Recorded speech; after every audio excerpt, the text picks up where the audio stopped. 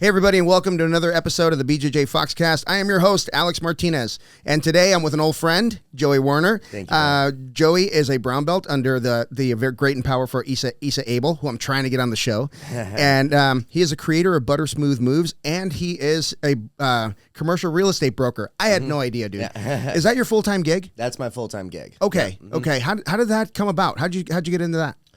Well, actually, so I got my real estate license like 8 years ago, and my intention with that was to get into residential real estate.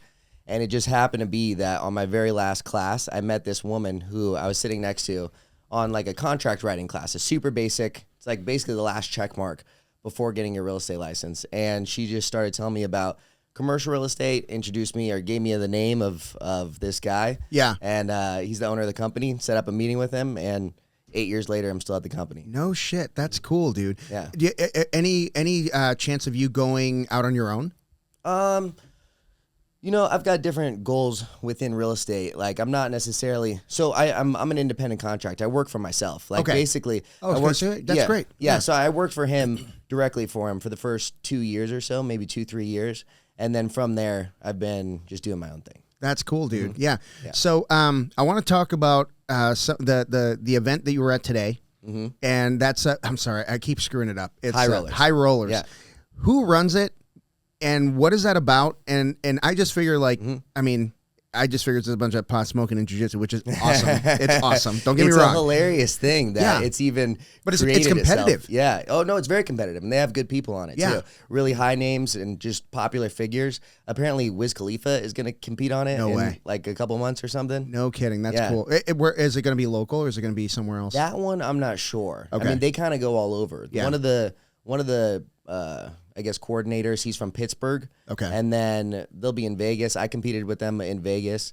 They're doing it here in Phoenix right now. I think they go all over the state, or all Nice, over the man. country, rather. Nice, dude. Yeah. So, it's a guy named Panama is one of the guys, and I think his name's Lanai is kind of the guy who's the announcer throughout Okay. it. But he's hilarious. He's like High Rollers, the one event that if you are able to pass a drug test, you will be fired. they have a zero tolerance policy for people who don't do drugs or pot. Exactly, At least yeah. that's funny, dude. Yeah. No, that is a very unique thing. I know my buddy Matt Blank did that once. He's a black belt out of Tucson, and he waited until he was out of the military. Yeah. And then he went all Be in. allowed to. Yeah. Now he's full time. Yeah. Have you ever rolled after you take an edible or Yeah. smoke a little bit? You know, I used to when I was, I guess, kind of first starting. I was also just a bigger pot smoker at the time in general. So that was just my normal. That's how I not got through the day, but it made everything more fun, and it made jiu-jitsu a lot more fun, and I liked it a lot. But now, just in general, I don't really smoke as much weed. So I'll occasionally get stoned, but now I'm like, I just get so high that like if I'm not at home or like near with a lot of food, I'm just not necessarily having a good time. Dude, so, I am worthless. Yeah. I am worthless when Yeah. I took an edible one time. I think it took like 5 milligrams before an open mat, and I just sat there and I watched. Yeah. It was cool. Yeah. But everybody thought I was bored. It's too high. Yeah. I just couldn't do it. That's the thing. I mean, with weed, I guess with everything too, you don't want to overdo it. Like with alcohol, there's a sweet spot of like it's a social lubricant, you're having fun, but then there's obviously too much where you're too drunk. Yeah. It's kind of the same with weed. You can smoke too much and be too high, and you're not having fun anymore. Yeah. It should be something that increases your activity, not like makes it worse. Right, yeah. You know, about Which, by the way, we should cheers. Yes, cheers, Yeah. brother. Thank you for being on the show, man. Yeah, I appreciate thank you. Oh, that's good stuff. Very good. Thank you. So again, we're drinking the Horse Soldier, and we were talking about that a little bit earlier. Sponsor of the podcast? No, I hope so. Future Someday.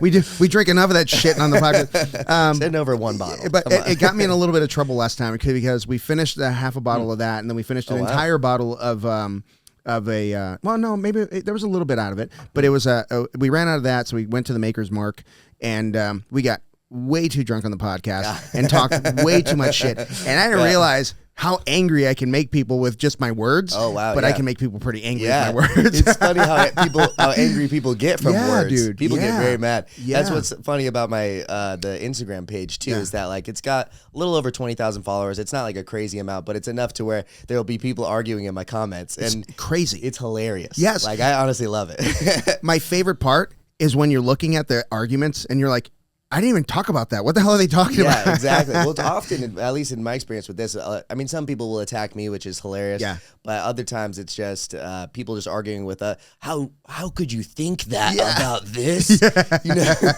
And then they'll just like people threaten to fight each other over comments. It's just a very unnatural way of communicating. It really and so, is. Yeah. you know, what I think it is like you see something that you disagree with and you're like, how could some fucking idiot think that? How could they think that? And it's like, you fucking dummy. Yeah. When in reality, if like you said something that I disagreed with, I wouldn't be like, you fucking, you know, that's not their default reaction. Yeah. I would just be like, well, that's, you know, we talked about it a little bit. Yeah, so. exactly. Yeah. And you know, there were times, Tojo has been on a bunch of podcasts. You remember him, right? Tojo?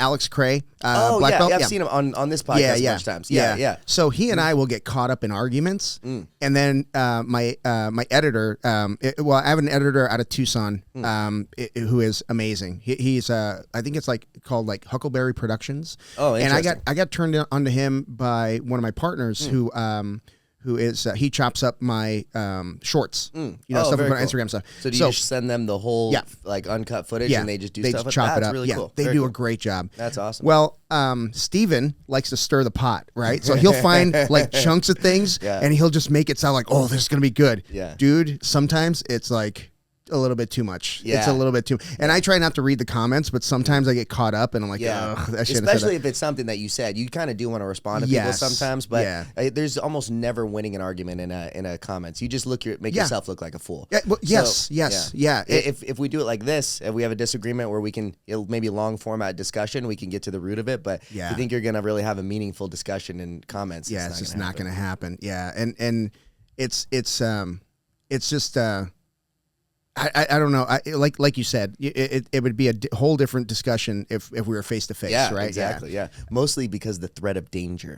Right. Yeah. I think so. Yeah. Because even if it's just some random person, often there's always the threat of if you say something that you don't like, we could escalate. It could escalate. Yeah. There's never that threat, and I think that's why a lot more people pop off in comments. Yeah, that's an interesting point, man. I didn't think of it that way. Yeah, a lot of people. Yeah, I mean, it's pretty safe, right? Somebody in Nebraska, I'm not going to go out there and whip their ass. The keyboard warriors, yeah, my favorites are the guys with no photo, private page. Accounts. Yeah. How many of those are Russian bots? It's got to be a few that stir the pot. I wish they would continue to stir the pot because it gets me subscribers. Oh yeah, exactly. So that's kind of cool, especially when they go after it in the comments. Yeah, Very funny. And I also noticed that there's some people that they understand your point.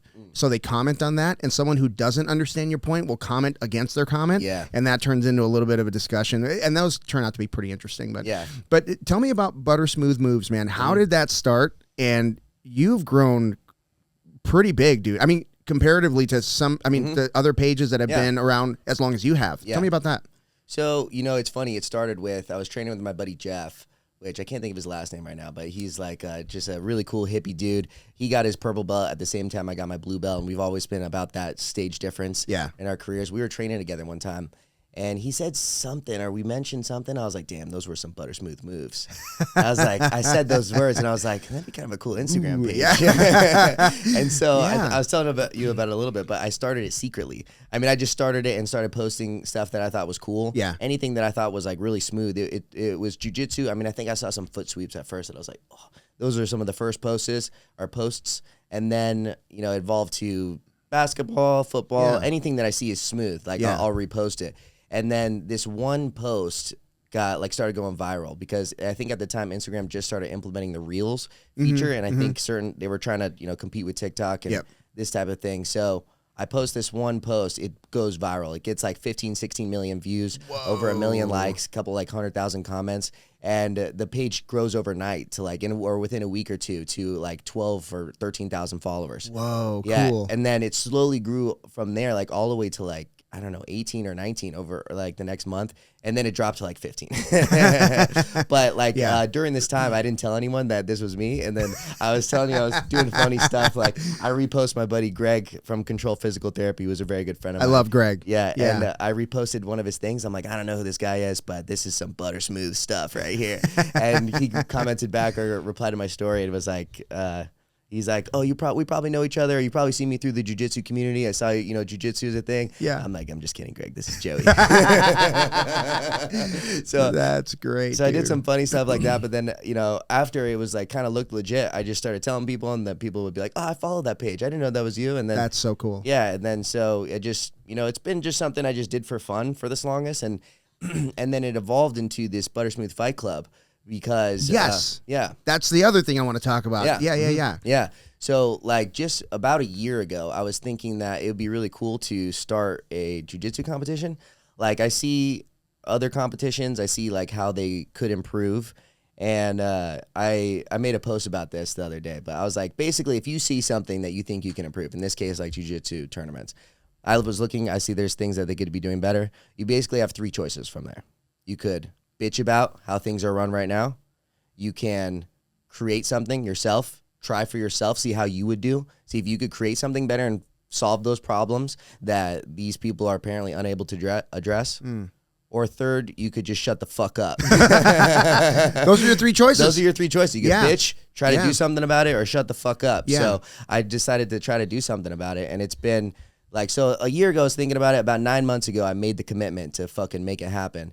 And I've been just taking steps towards making it happen during this entire time. And then this last weekend was the event, and it turned out like so much better than I could have ever imagined. Wow. Like it was really, really fucking cool. There was like about 200 people that were there as spectators for the very first event. No kidding. There was about 20 signups, which some of them were last minute. I mean, it was a hassle and a headache. Like this last minute, like the day before, the day I was going to release the bracket, 4 people dropped out. Oh gosh. And the way I was structuring it too, initially was 2 16-man brackets, and it was going to be a $1,500 payout total. Okay. Yeah. So it's $150 to sign up, chance at $1,500, and it was two 16-man brackets. Yeah.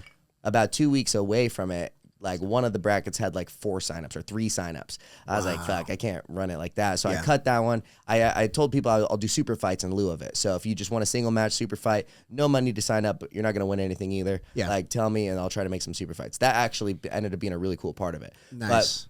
So did you do like tournament and intermission with super fights and then more tournament? That kind of, yeah. So how I did it, like I did the super fights first. There was 5 super fights. I ran 4 of them as the start to start the event. Yeah. Then started the bracket, and then before the finals match to give both guys some times, I ran that 5th fight. Perfect. As like the co-main. That's basically. great. Yeah. And it worked out cool. Yeah. But that's a smart move. Yeah, it was cool. So yeah, basically, what I was gonna say was, this one was also a 16-man bracket initially, and then like the day I was gonna announce the bracket and how it's gonna be lined up, 4 people pulled out. Awful. And so it was only a 8-person thing at the time, I think. So what am I going to run with? This is all a couple days before. I've got a lot of people coming. I'm like, is there just no one even going to, like, no one's even going to compete? But had some last minute step ins, some people who fucking sent it. The guy who won, Princeton, who's a beast, a good friend of mine, a local brown belt. He stepped in last second too. He actually had to he told me he had to hustle, go make a little bit of money just for that sign up fee. So cool. Sent it and made he made $1,250 on the night. He won the bracket, which was $1,000, and then had $250 bonus too, because he hit a sick takedown on a lat drop in the finals match. Nice. So it all came together at the end. That's so great, man. I really admire that. Like, there's a lot of people that make excuses as to why they can't do something. Yeah. I don't know what this guy did to hustle. Maybe he drove Uber or Grubhub or whatever. That's actually exactly what he did. Yeah. And you just make it happen. Made it happen. Yeah. He talked about it after, because I did interviews with the guys before and then interviews afterwards as well. Yeah. And he's like, he said something to the effect of, he's like, dude, it was your comment that made me pull the trigger. Because I asked him, I'm like, I was just trying to fill the bracket last second. All these people pulled out. I'm like, I messaged him. I'm like, hey, you want to send it? And he was like, dude, I just don't have the funds right now. I'm like, bro, you gamble? I'm like, it's a $150 bet on yourself. Yeah. And he's like, I'm getting to work. I love it. What's his name? I'm going to get him on the show. Princeton Jackson. Your boy Action Jackson. Yeah. I almost wrote Action. No. Jackson. Princeton. I think his Instagram's like Princeton, your uncle, or something like that. Okay. Princeton, if you're listening to the show, man, I want you on the show. I just love people that'll just make it fucking happen. Make it happen. Yes. You know what was funny about his match too? So he had 3 to win. His very first match, he probably got out of like 4 or 5 super tight submissions. Wow. I was refereeing the whole thing. I was like about to start grabbing his arm to make sure he wasn't letting himself go to sleep. He was gonna. He'll fucking break before he taps to most things. That's crazy, dude. Yeah. I think Princeton may have owed somebody money. Because I don't care, dude. I still admire the guy, but he made it happen. That's cool. And he won the bracket. Yes. And tell me about the rest of the bracket. Tell me some names that were on it. Somebody that like some standouts that you thought, I can't believe this guy didn't win it. Because it sounds like anybody could have won that bracket. Yeah, I mean, there was a lot of really close matches and stuff too. The guy who was the runner-up, his name's Alex Sachs. He trains out of Otto's headquarters, actually. Yeah, in San Diego. Okay. Yeah, he's only here for a couple of months. And I met him at Van Buren's open mat. I go there usually every Friday. Yeah. And I'm injured right now, but I can't. But I'm typically there every Friday, and I met him there. I think he reached out to me and said, like, last second, because I was making posts like, hey, I'm trying to fucking fill this last second. He reached out to me, said he was down. It was also just a last-minute step in. He ended up getting runner-up, but he got sub of the night bonus, which was $250. Nice. He had a twister. No kidding. He had a oh, twister. wow. That's Sick. 2 in a month. Yeah. Yeah, because I think Sean Downey hit one at Fight to Win. Yeah, he did. Yeah, I saw that. That's pretty cool. Yeah, that was wild, man. Yeah. So what injury? What were you hurt? I tore my groin. That sucks. Yeah, it sucks. Is everything purple? No, it's not. You know, there was actually never even any bruising. Okay. The source of it is like basically at my hip. Like, And it's deep in there? At the connection. Yeah. I mean, it hurts pretty bad. It was. So I was in preparation for ADCC Orange County, and so I was doing this. Like I typically train 7 days a week. It's just like how I do it. It's just part of my. You know, I've been single for a long time too. Or you know. It's how I do my regular regimen is I train 7 days a week, and it's just how I do it. For this 6 weeks leading up to it, I fucking stepped it up. I was doing I was doing no more this 7 day a week bullshit. And so I started like lifting weights in addition to it. Okay. About 4 or 5 times a week, probably. Yoga, about like hot yoga about once a week. Wow. I was hiking about once or twice a week as well. Wow. And if I wasn't able to do any of those things, I made sure I did at least like a 20 or 30 minute sauna session. Okay. In addition to the jiu-jitsu. 30 minutes on. Okay. Yeah. And so, I mean, I was fucking putting in work, and like I was also maintaining a strict carnivore diet too, because I was making 167 for this. When I started, I think I was 188. Something like that. So it was a significant weight cut, but it was over the course of 6 weeks. Yeah. So I just did a slow, steady, just strict discipline with the diet, and then just slowly took it down. I love it. That's cool, man. Well, yeah. So and then 1 week before the tournament's on Saturday. The Sunday before, I tear my groin at an open mat. I shoot a shot. I hear it pop real loud, and then it still hurts. Yeah, I tore my groin as a white belt. Oh gosh. In Vegas. Oof. And it was one of those things like, you know, white belt, I didn't know exactly what I was doing. So I had one knee on my opponent and one knee on the mat, and he shrimped out hard, and my knees went out in different directions, and I just felt like a pop in one side. And don't get me wrong, I still went out and partied. It was Vegas. But everything on my left side was purple, from my belly button to my knee. It tore bad. Wow. And I was out for a while. And that connection that you're talking about, it takes a while to heal, dude. Yeah. How long were you out for? Well, I was probably out before I started training. I probably shouldn't have started training, but I was probably out for like 4 weeks before I started training. Okay. But I could feel it 6 months later. Wow. I could feel it, right? I'd still train. But it still bothered me. Like little things like doing a big sit out, kicking the leg out, big sit out. I'd feel it. Anything where I got extended was like I just had to tap, So just to continue training. Yeah, exactly. I mean, that's how you got to do it when you're injured. You got to like take everything slow. Yeah. And just find new ways to make sure you're still. Yeah. Well, one good thing that came out of it was when I started training, I couldn't do like my good side, so I had to just work the other side. Oh, so now, like, I got used to doing both sides. So that's kind of cool. That's very cool. Yeah. There's often good things that come from injuries as well. Absolutely.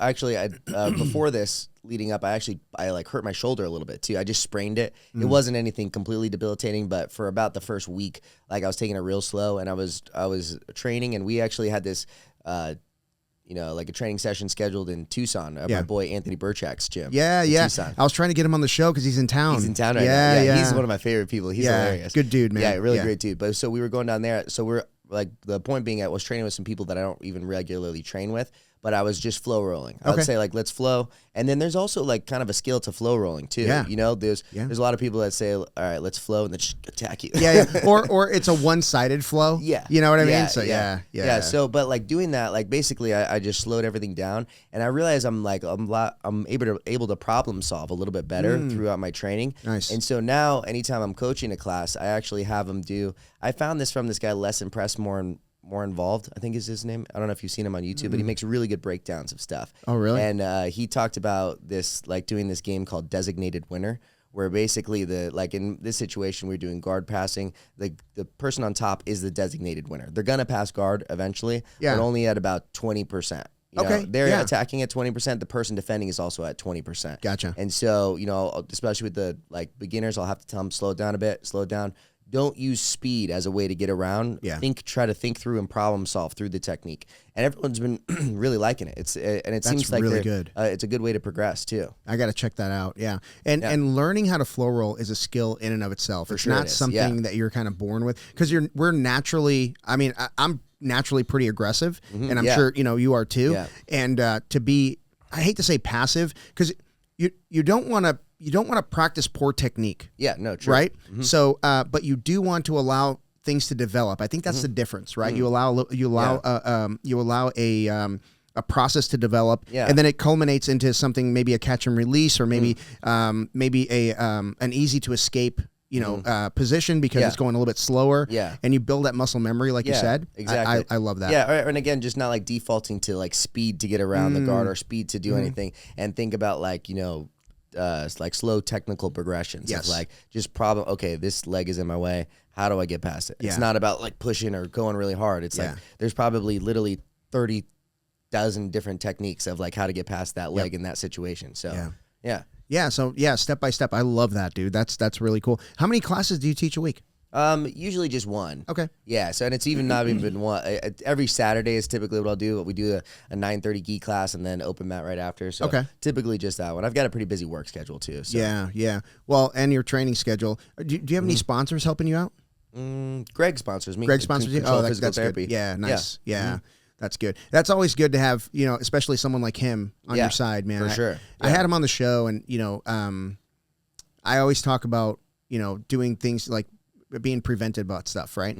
And I think that more people should see it, especially athletes that are in their, late 20s, early 30s, maybe even above, should start seeing PTs pretty regularly, especially help with mobility and stuff like that. And, because we're all dinged up one way or another. We're all dinged up. Jiu-jitsu's rough. Yeah, on your body, it's rough on your body. Yeah. And, it's just like seeing a dentist before you have a cavity, right? Yeah. You got to see your PT before, something bad happens. Yeah, and also, too, something that I've learned, like, I'm 30 years old now. I'm an old man. Wow, so. Look at you, man. Or in a month. Next month I turn 30. Okay. So I've realized, like, when you're 21, you're like fucking Wolverine. Yeah. You just do anything and you heal just by not doing anything about it. Now I just have to have a recovery routine as part of my practice. Yeah. Whether that's stretching or yoga or something, it's got to be part of my regular practice. Otherwise, these little injuries just build up into like big injuries. Yeah.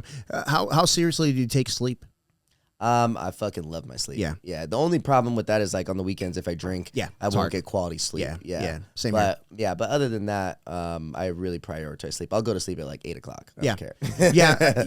I most of the time, at least 3-4 days a week, I'm at the academy. Got to close, got to clean, got to do all that stuff. Yeah. So I get. What's your latest class? Oh, gosh, it ends at 8:15. But let's just say I got some folks that don't really pick up after themselves. So no, just gotta lingerers as well. But I'm a really big believer in, like, I want people to walk in at 6 a.m. and be like, beautiful. Yes. Right? Yeah. That's what I want. Everything's nice and clean and not like, And I don't want it to be dirty. Right. Yeah. And I'm even a stickler for how the Kleenex is lined up. Where I keep, everything. I think in those little place. details are pretty cool. Yeah. When you see someone really care about the small stuff. Yeah, and I really do. And bathroom's really important, because clean bathroom. Let's just say I got, someone, looking for a place to train, and they come in, they go to change, and the bathroom looks like shit. They're like, this is not going to happen. Yeah, so, exactly. Yeah. So, I mean, that's really big for a business like ours. Yeah, exactly. Yeah, and I think it's just good to have a a place. It makes people respect it more too. Yeah. That's one thing I realize at my own house, because that's the one thing I'm not good at, actually is keeping a constantly clean place. Yeah. I just let it build up, and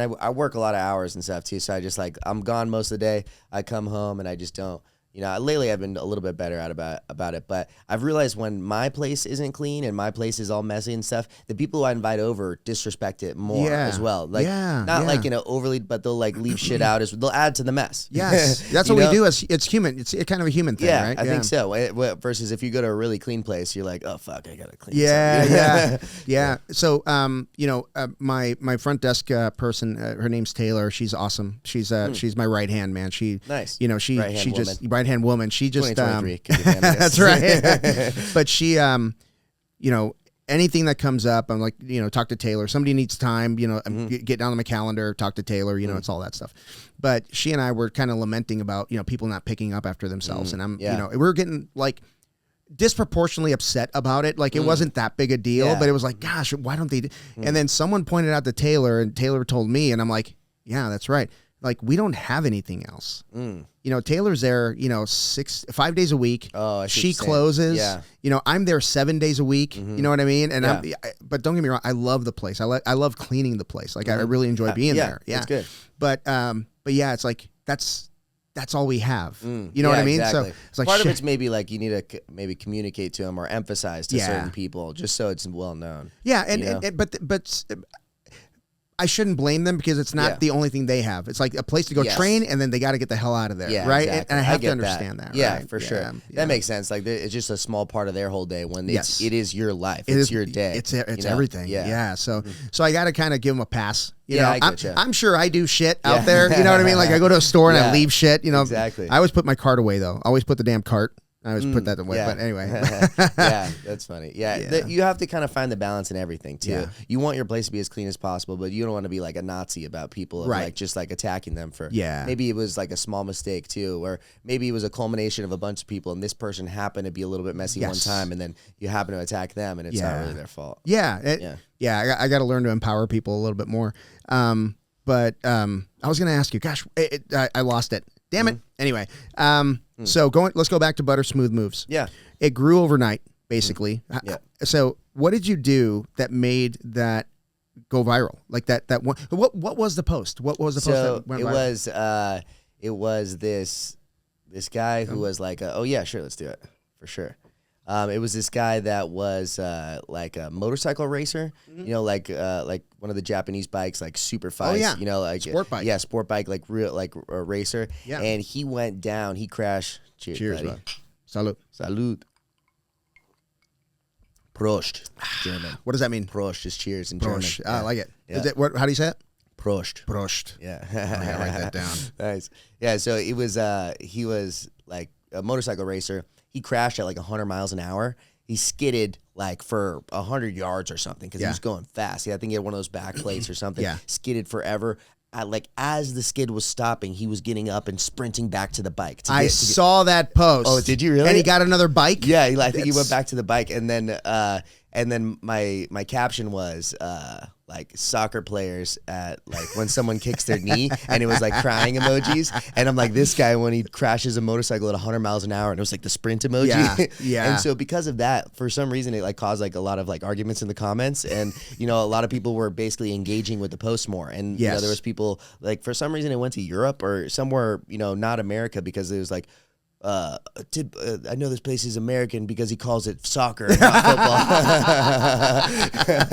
And so it just caused like all these arguments, and because of that, like how the reels work and how TikTok works, which is actually like kind of what they're trying to model after, is that what's awesome about TikTok is that like it's the algorithm is such that if you're really funny on a post, you could have 0 followers. If it's truly funny, it'll blow up. Because, really? Because how it works is like it basically takes the post to a very small audience at first, especially if you don't have any followers. It just because how it's a For You page that you follow. So most of your feed is not people you follow at all. Probably 80 to 90% is not people you follow. Gotcha. So it'll go to this small group. Depending on how the group interacts with it, it'll then go to a slightly bigger group. If that group interacts positively, it'll go to bigger and bigger and bigger. Oh, and okay. So people all the time, their very first post will have like millions of likes because it's a truly funny post or it's really, whatever. And so I think that's what Instagram was trying to create with the reels. That's a great, that's a great point. I don't know any of that, so that's why I rely on Steven. Yeah. But it's really good content, honestly. Like, yeah. I mean, like it's like kind of silly. People have a lot of like negative stuff to say about TikTok, but it will, like, I've learned how to cook better with it. Yeah. I've learned, like, you know, it's really good stuff. And like what it does, like kind of the difference, Instagram, you follow people. Yeah. And people sort of change. Maybe like you like a person at one point in their stage in their life, and then they evolve to do different things, and maybe you don't necessarily like that. Yeah. What TikTok caters to is your interests. So whatever you're interested in, there's probably a million people who specialize in that interest. Like for me, especially with this ADCC preparation, it was all food. Because I was being on a very strict diet. So I think it was also during Ramadan or something. And like for some reason, my 98% of my content was like food and just the most delicious shit in the world that I couldn't eat. And so it's got a funny way of just like, you know, identifying whatever your interests are. And then it's like perfectly whatever your interests are. It's all your For You page. Wow. So it's kind of cool. I imagine that after like a few years, it'll get to know you so well that it'll like anticipate changes in interest. You know what I mean? Probably, like Joey's about to get into cars. Yeah. You know what I mean? He's flexing about how much money he's making. He's going to start buying some shit. He made this small inclation about how he likes it. We're going to start giving this. Yeah. Next thing you know, you got a Corvette. Yeah. That'd be kind of cool. Yeah, that would be funny. Yeah. Yeah. So where do you want to take this, man? How far do you want to go with this online presence? Yeah. Well, you know, I mean, the Buttersmooth Moose page is like pretty sweet in the fact that, I mean, it's evolved into so many things for me, because it started as just me posting funny stuff. It kind of blew up a little bit. I was, what was I going to say? It was like, it almost became like a hassle a little bit. It's like to just because, I don't know, it's just, sometimes I don't feel like posting, and so I won't post for like a whole week, and then, you know, the page doesn't grow and that and whatnot. And then, no, what I was gonna say was that it's almost unique in the sense that there's a lot of like jujitsu pages where it's all jujitsu. There's a lot of like basketball pages where it's all basketball. There's a lot of like funny pages where it's basically all like funny content, memes. My page is kind of all of it together. You know, it's like anything that's fucking butter smooth, whether that's any sport in the world or, you know, and I also post like some funny stuff too. So that's kind of like I felt was one of the reasons it kind of gained some followers, is that it's kind of it encompasses a lot of different interests. Yeah. And then what it sort of evolved to me is that Buttersmooth is almost, for me, a homage to excellence. Everything that I see is excellent, and like I'm obsessed with excellence. I'm fascinated by it. I'm really intrigued by just really excellent people and excellent things and excellent performances, even if it's only for like a brief moment. And anytime I see something like that, I repost it, and I like it, and it's kind of that's kind of what it's become to me. And do you find excellence in the process or the finished result? Well, it's interesting. So mostly, that's a good question, because I think to have an excellent finished result, it probably takes like a really, you know, perfected process or like a honed process. But I mean, I said the process is probably filled with a lot more failures and maybe a lot more stuff that isn't butter smooth. But it's those continued failures and continued like growing upon that allows you to make excellent performances. Yeah. And it's these people like on the couch that think that, like, you know, it's just this single performance when in reality it's maybe years or decades of work that led to it. Yeah, there's a guy, I don't follow basketball, like I don't watch it at all. I like asking people who are Lakers fans if the Lakers are still in the playoffs, because I found out that they're out of it, and that pisses them off. So yeah, like, I'm not a fan. Like I'm not. I just don't follow it too much either. I'm a fan in the sense that I admire how freaking hard it is to make a roster. Do you know how many people are on an NBA roster? No. 14. Oh, wow. Huh. Can you imagine? 14 people. That's crazy. Yeah. Yeah. Because we were talking about that on a couple podcasts ago. We were talking about wrestling teams, like college wrestling teams. Yeah. And, you know, you got D1, D2, D3, and you know, there's thousands of colleges all over the country, but it's still really hard to make a roster. Like, how many D1 wrestlers do you know? I might know 3. Yeah. I don't know. Right? Yeah. To be honest, I'm not even... I think maybe we train with some of them, but even then, I just know that like I can fucking wrestle. Yeah, Even that's something I don't follow that much. Yeah, but I do admire that when somebody dedicates that much of their life to something that's so hard to attain. Yes. Man, you can't help but admire. I mean, think about it this way: there's 53 people on an NFL roster, and that's damn near impossible to do. Yeah, that's crazy. Imagine 14 to get on. Yeah, that is crazy. Right? An interesting point for sure. Yeah. So That's why they get paid so much. Yeah. So many people want to do it, and right. it's an extremely competitive environment. And I think there's just because it's such a small group of people on a team. I think those people are really special in that they understand that, like, if you're gonna do this, there's no, like, you got to miss birthdays. Yes. You got to miss Mother's Days. You got to miss holidays to achieve that level of excellence. Yeah, just to get invited to the show. You may not be there long, right? Exactly. And which is interesting that I actually, because once they get there, then they actually do have a lot more freedom. Yes. Right? Yeah. And what's interesting past that is like the people like Kobe Bryant who continued to stay on that same exact path, even though he achieved this massive level of a success. Yeah. Like That's he was 17, addicted. 18? Yeah, exactly. Yeah, he was professional. Like played it. Yeah, I think it's 17 years older. Yeah. It was a professional NBA player. That's insane. Yeah, there was a guy I was watching. I watch videos all the time. You talked about. I'm gonna make you commit to a podcast, but okay, sure. But I was watching this short, and it was a guy that used to play for the Mavericks, and he was talking about off season. He lived in Philly, I think, in the off season, and he would go play at this. There was this college. Stadium, whatever they call it, arena, that they would go play pickup games in. And they had, it was ran pretty well. Like they had trainers to tape them up and stuff like that. And he said there was this kid that was like going head to head with NBA players. Wow. And he's watching this kid and he's very, very impressed because he's like going head to head with men. Right. And he's like, who is that kid? And he goes, oh yeah, that's his name's Kobe something. He's 16 years old. Wow. And he might be able to do something. And he's like, yeah, he's definitely gonna do something. Wow, how crazy! A 16-year-old child playing with like grown men. Men, NBA players. Yeah, exactly. And going head to head with them. That's amazing. Super interesting. Yeah. So anyway, there was a guy that plays for the Suns. I think it's Booker or something. Devin Booker. Yeah, Devin Booker. He kind of in passing kind of mentioned, like how much he sacrificed just to be there. Because there was some question about his commitment or something like that. And he was like, I've given up so much to do this. Yeah. Like, most people have no idea. Yeah, exactly. They have no clue the work it takes to reach any level of excellence. Yeah. And so in the jiu-jitsu world, like, of course we have our phenoms, right? Mm-hmm. Who would you say is like consistently displaying that level of excellence that you look for in an athlete? It's hard to say, honestly. There's a lot of like young guys coming up that are just like absolutely sending it. So it's interesting because even though there's some people that have this extremely proficient level of jiu-jitsu, there's only like, the one Gordon Ryan who performs excellently every single time. Yeah.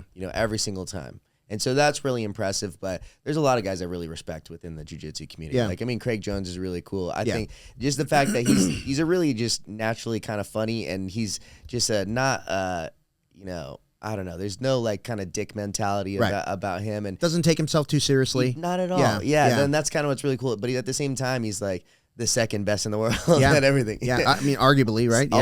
He's second place. I think he's been second place at ADCC like 2 or 3 times. Wow. I think his Instagram bio is like second place at everything. Yeah. His team is the B team. Yes, like I love that. I love that. It's hilarious. Yeah, that's really cool. That's really cool. And then I don't know. There's a lot of like people coming up that I see that it's just really fun to watch people perform. Yeah. So how in depth do you go when you do you study athletes? Do you get that far into the weeds? Because I'm really terrible about, like, people get really excited about a card coming up, like a one card or who's number one or whatever, and I'm like, I feel like an idiot. I know like 4 names on the whole card, man. How far do you go? I mean, like I kind of just follow whatever I'm interested in. I don't if it feels kind of like annoying or like work to me, I kind of like leave it alone. Okay. So that's a great point. I got enough shit going on. Yeah, exactly. There's actually this guy that went on the Joe Rogan podcast one time, which is crazy that the BJJ Foxcast is bigger now. But well, now that Joey's on,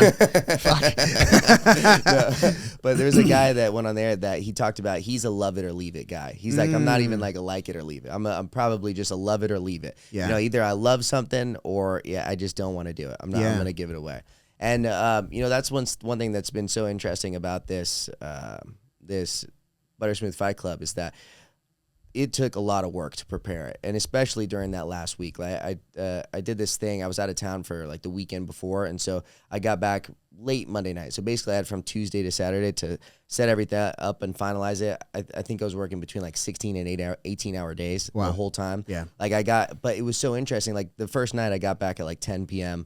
I woke up at just like 1 a.m. like wired, ready to go. Yeah. I'm like, I've got shit to like do. with ideas. Yeah, exactly. Okay, well, and I had like That's shit to do. I mean, I had to, create the mat or set up the mats, set up the whole venue. I had a lot of shit to do. Yeah. So I just, from 1 a.m., I just started working until I think I went to sleep that night at like 11:30. Wow. And I basically did that whole week leading up.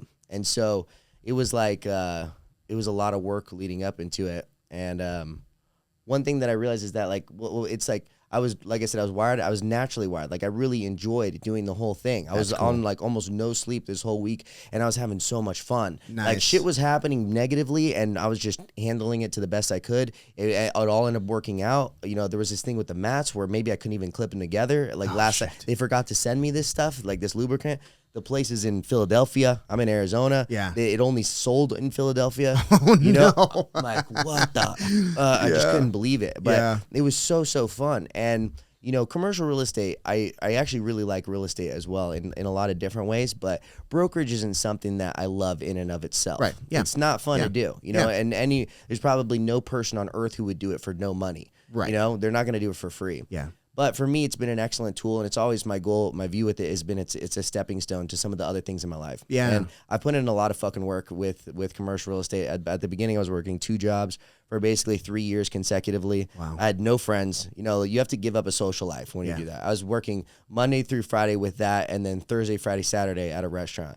So I'd have my one Sunday off, but if you're fucking gone 16, 17 hours a day, every day, 7 days a week, you got a lot of shit to do just at the house on that Sunday, or just, you know, taking care of whatever, a doctor's appointment, or, you know, just cleaning my place. Or there's a lot of laundry. There's just a lot of shit you got to do on that one day off a week. Yeah. And, it's been an excellent thing for me. Like I absolutely love it. I have full autonomy over myself, and like, you know, I think we were mentioning something briefly kind of to this effect, but like, about how like service, you can only become very good at something by offering an excellent service. And so sales it forces self-improvement. Yeah. It demands self-improvement. Yeah. Because if you're just going to continue to be the, you know, unimproved self that you're kind of naturally are as like a young man, you know, you're going to not be able to make any money.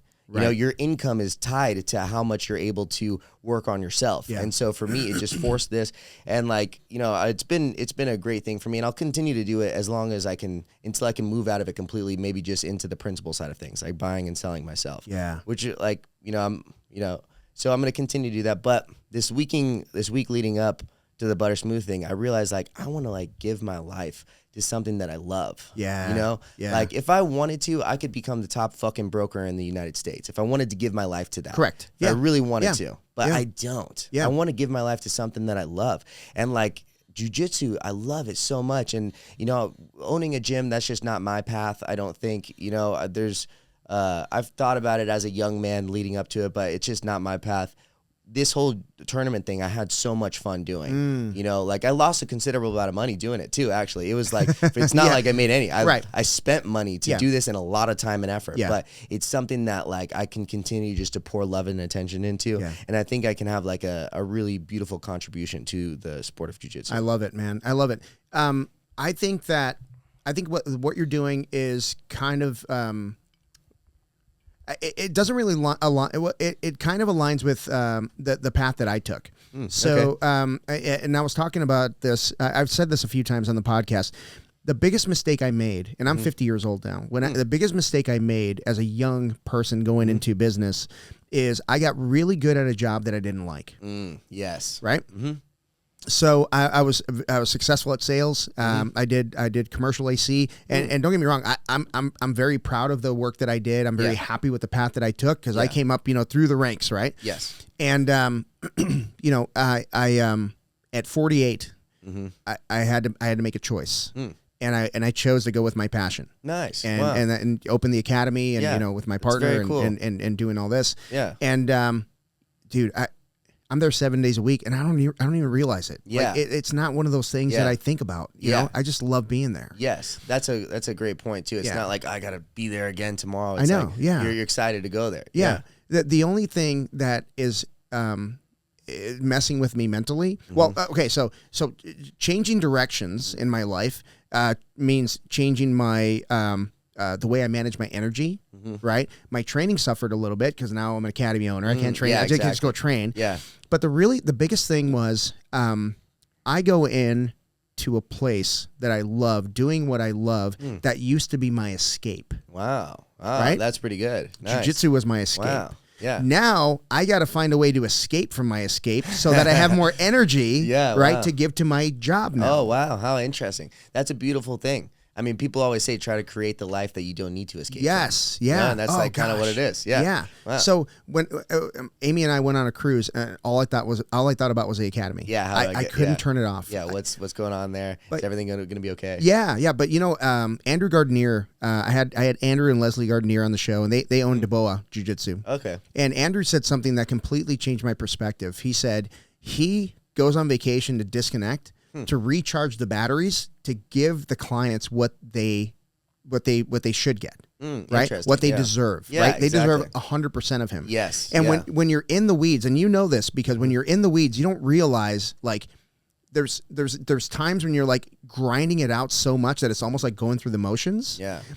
And when you take a step back and you take a little bit of time off, you come back with this renewed energy. Yes, it is important. You need to take breaks as well, for sure. But how do I take a break from something that used to be my break? Yeah. Right? Yeah, that's interesting. Because I mean, you and I trained together. It's been like 5 years. I know. We got to get into rolling. Yeah. Soon. But you, I remember still getting beat up by Batman. But but I've retired that rash. Yeah. Did you? Yeah. Sometimes you got to. Yeah. But it's really difficult to find something outside of jiu-jitsu that I want to do because that's all I've wanted to do since I started. Yeah. So isn't that wild? It is interesting. Yeah, and I love it so much. Yeah. It's really cool. And don't get me wrong, too. I think sometimes you got to do stuff that you don't want to do to get yourself into a position where you can do things that you want to do. Yeah. Like, I think it's really important, actually, to, be able to force yourself and maintain discipline. Sometimes even training, especially if you're leading up for a tournament or something. Yeah. Even though I love it so much, it's been a lot. My body's tired. It hurts. I'm like, maybe I just take today off. It's not about necessarily what I want. I need to just maintain the discipline and get through it. Yeah. And for me, that's kind of what my real estate career has been. And don't get me wrong, I'm not quitting or no. And I'll continue to broker until I don't have to, but I'm extremely selective about the people that I work with. Yeah. I've actually been so for the past couple of years now. I hired a good friend of mine to start dealing with this kind of area that was really small total purchase price deals, and it was a lot of headache, and it was a lot of volume that takes away from me being able to grow maybe higher ticket sales that I was trying to do. That's smart. Yeah. So, I've been kind of moving out of that way. And what's actually beautiful about my brokerage too is that it's all founded by people and owned by people who are first self-made. They weren't born rich by any means. The richest guy in the office was a plumber till he was 37 years old. That's so cool. And now he's worth a lot of money. Yeah, that's so cool. I love that. Yeah, and so that's really cool. And then from the beginning, they're this is the goal. You do a lot of work for people with a lot of money. You get paid a little bit for making them a lot. Yeah. And you can keep stacking that up until you are able to start buying shit yourself. Yeah.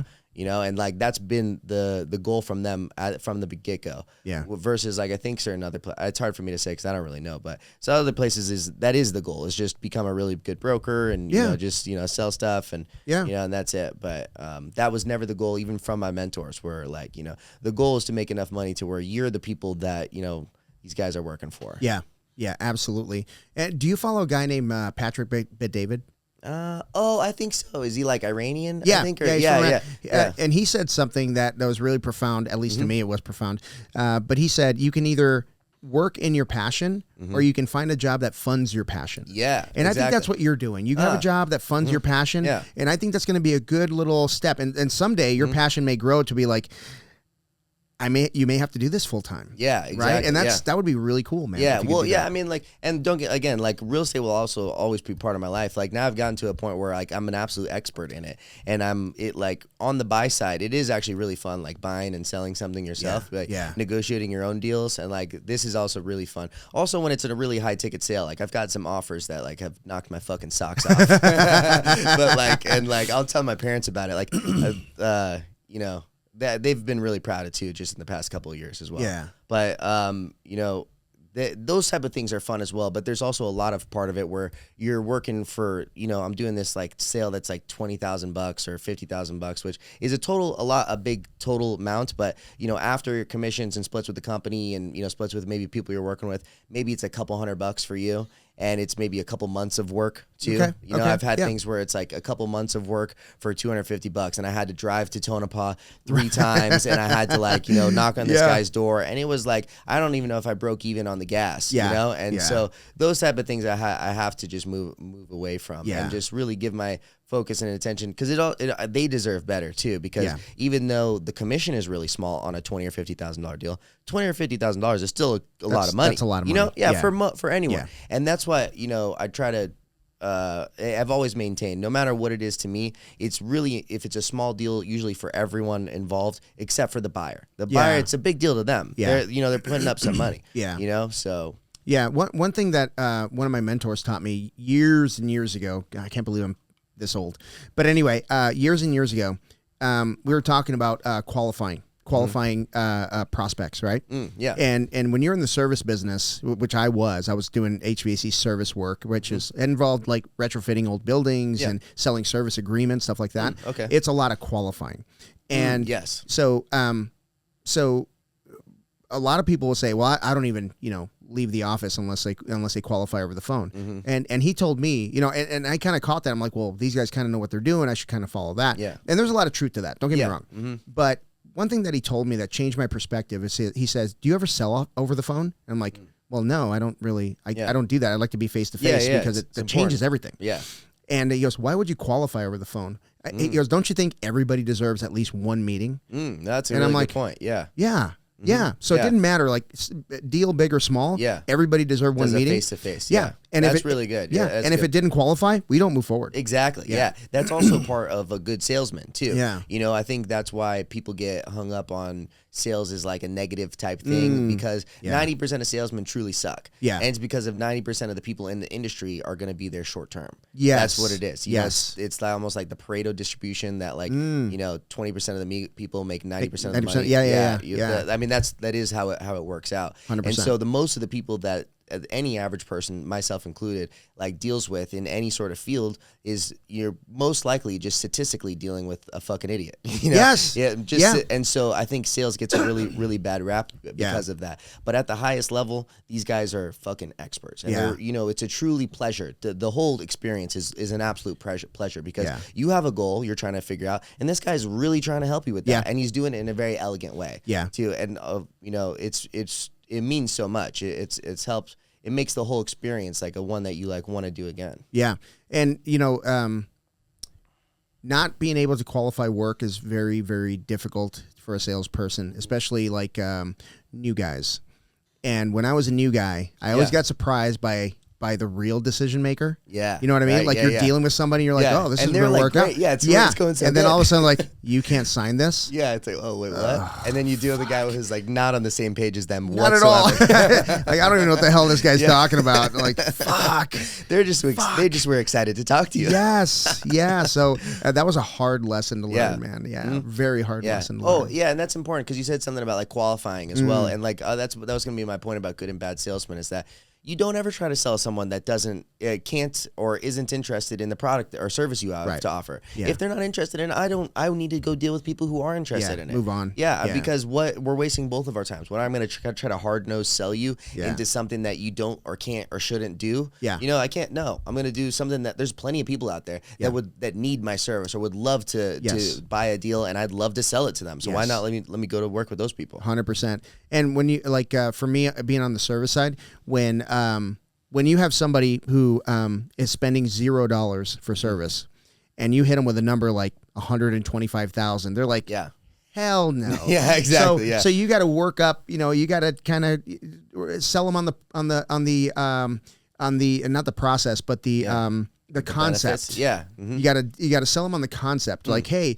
if you do this, yes. I know it's this much, but you've already spent that much on repairing the shit that's already broken, yeah, exactly. right? Yeah. So it's once you sell them on the concept, that's a bigger rush than actually any check you'll get. Yeah, exactly. No, that's totally true. That's something that I've realized throughout this is that like during the negotiating process when like we're really fucking close. Yeah. And like something needs to happen. I need to and because everyone's excited once the deal actually happens in most situations. Yeah. Like that part of it, just getting us to like the agreement part is usually so much more, or when I first get off the phone and it's a fucking fantastic conversation. Yeah. Like, it just goes so well. Yeah. And like we'll end it, I'm like, let's fucking go. That's a rush, dude. Yeah, it is a rush when but like when you get the check, especially in real estate, like maybe in like stocks or something where like you pick up the phone and you by the time you hang up, you're like you have more money. Maybe then it's almost like a cocaine type of the cocaine version of sales because maybe it's different then, but in real estate, for especially land, it can be, I think my longest deal to close has been about 3 years. Wow. So like I'll open escrow and in 3 years I get paid. Holy shit. Yeah. So it's like, and maybe the shortest of that is like a week too. Okay. People like close very quickly on certain situations, but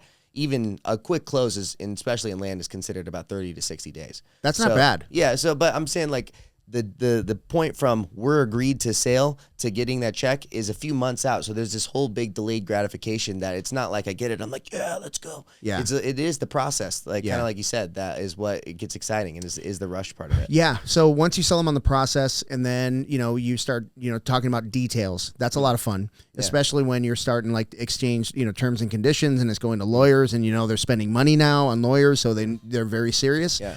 I always love to ask this question. Mm-hmm. My question is always, so when do you think you'll want to write a PO for this, a purchase order for this?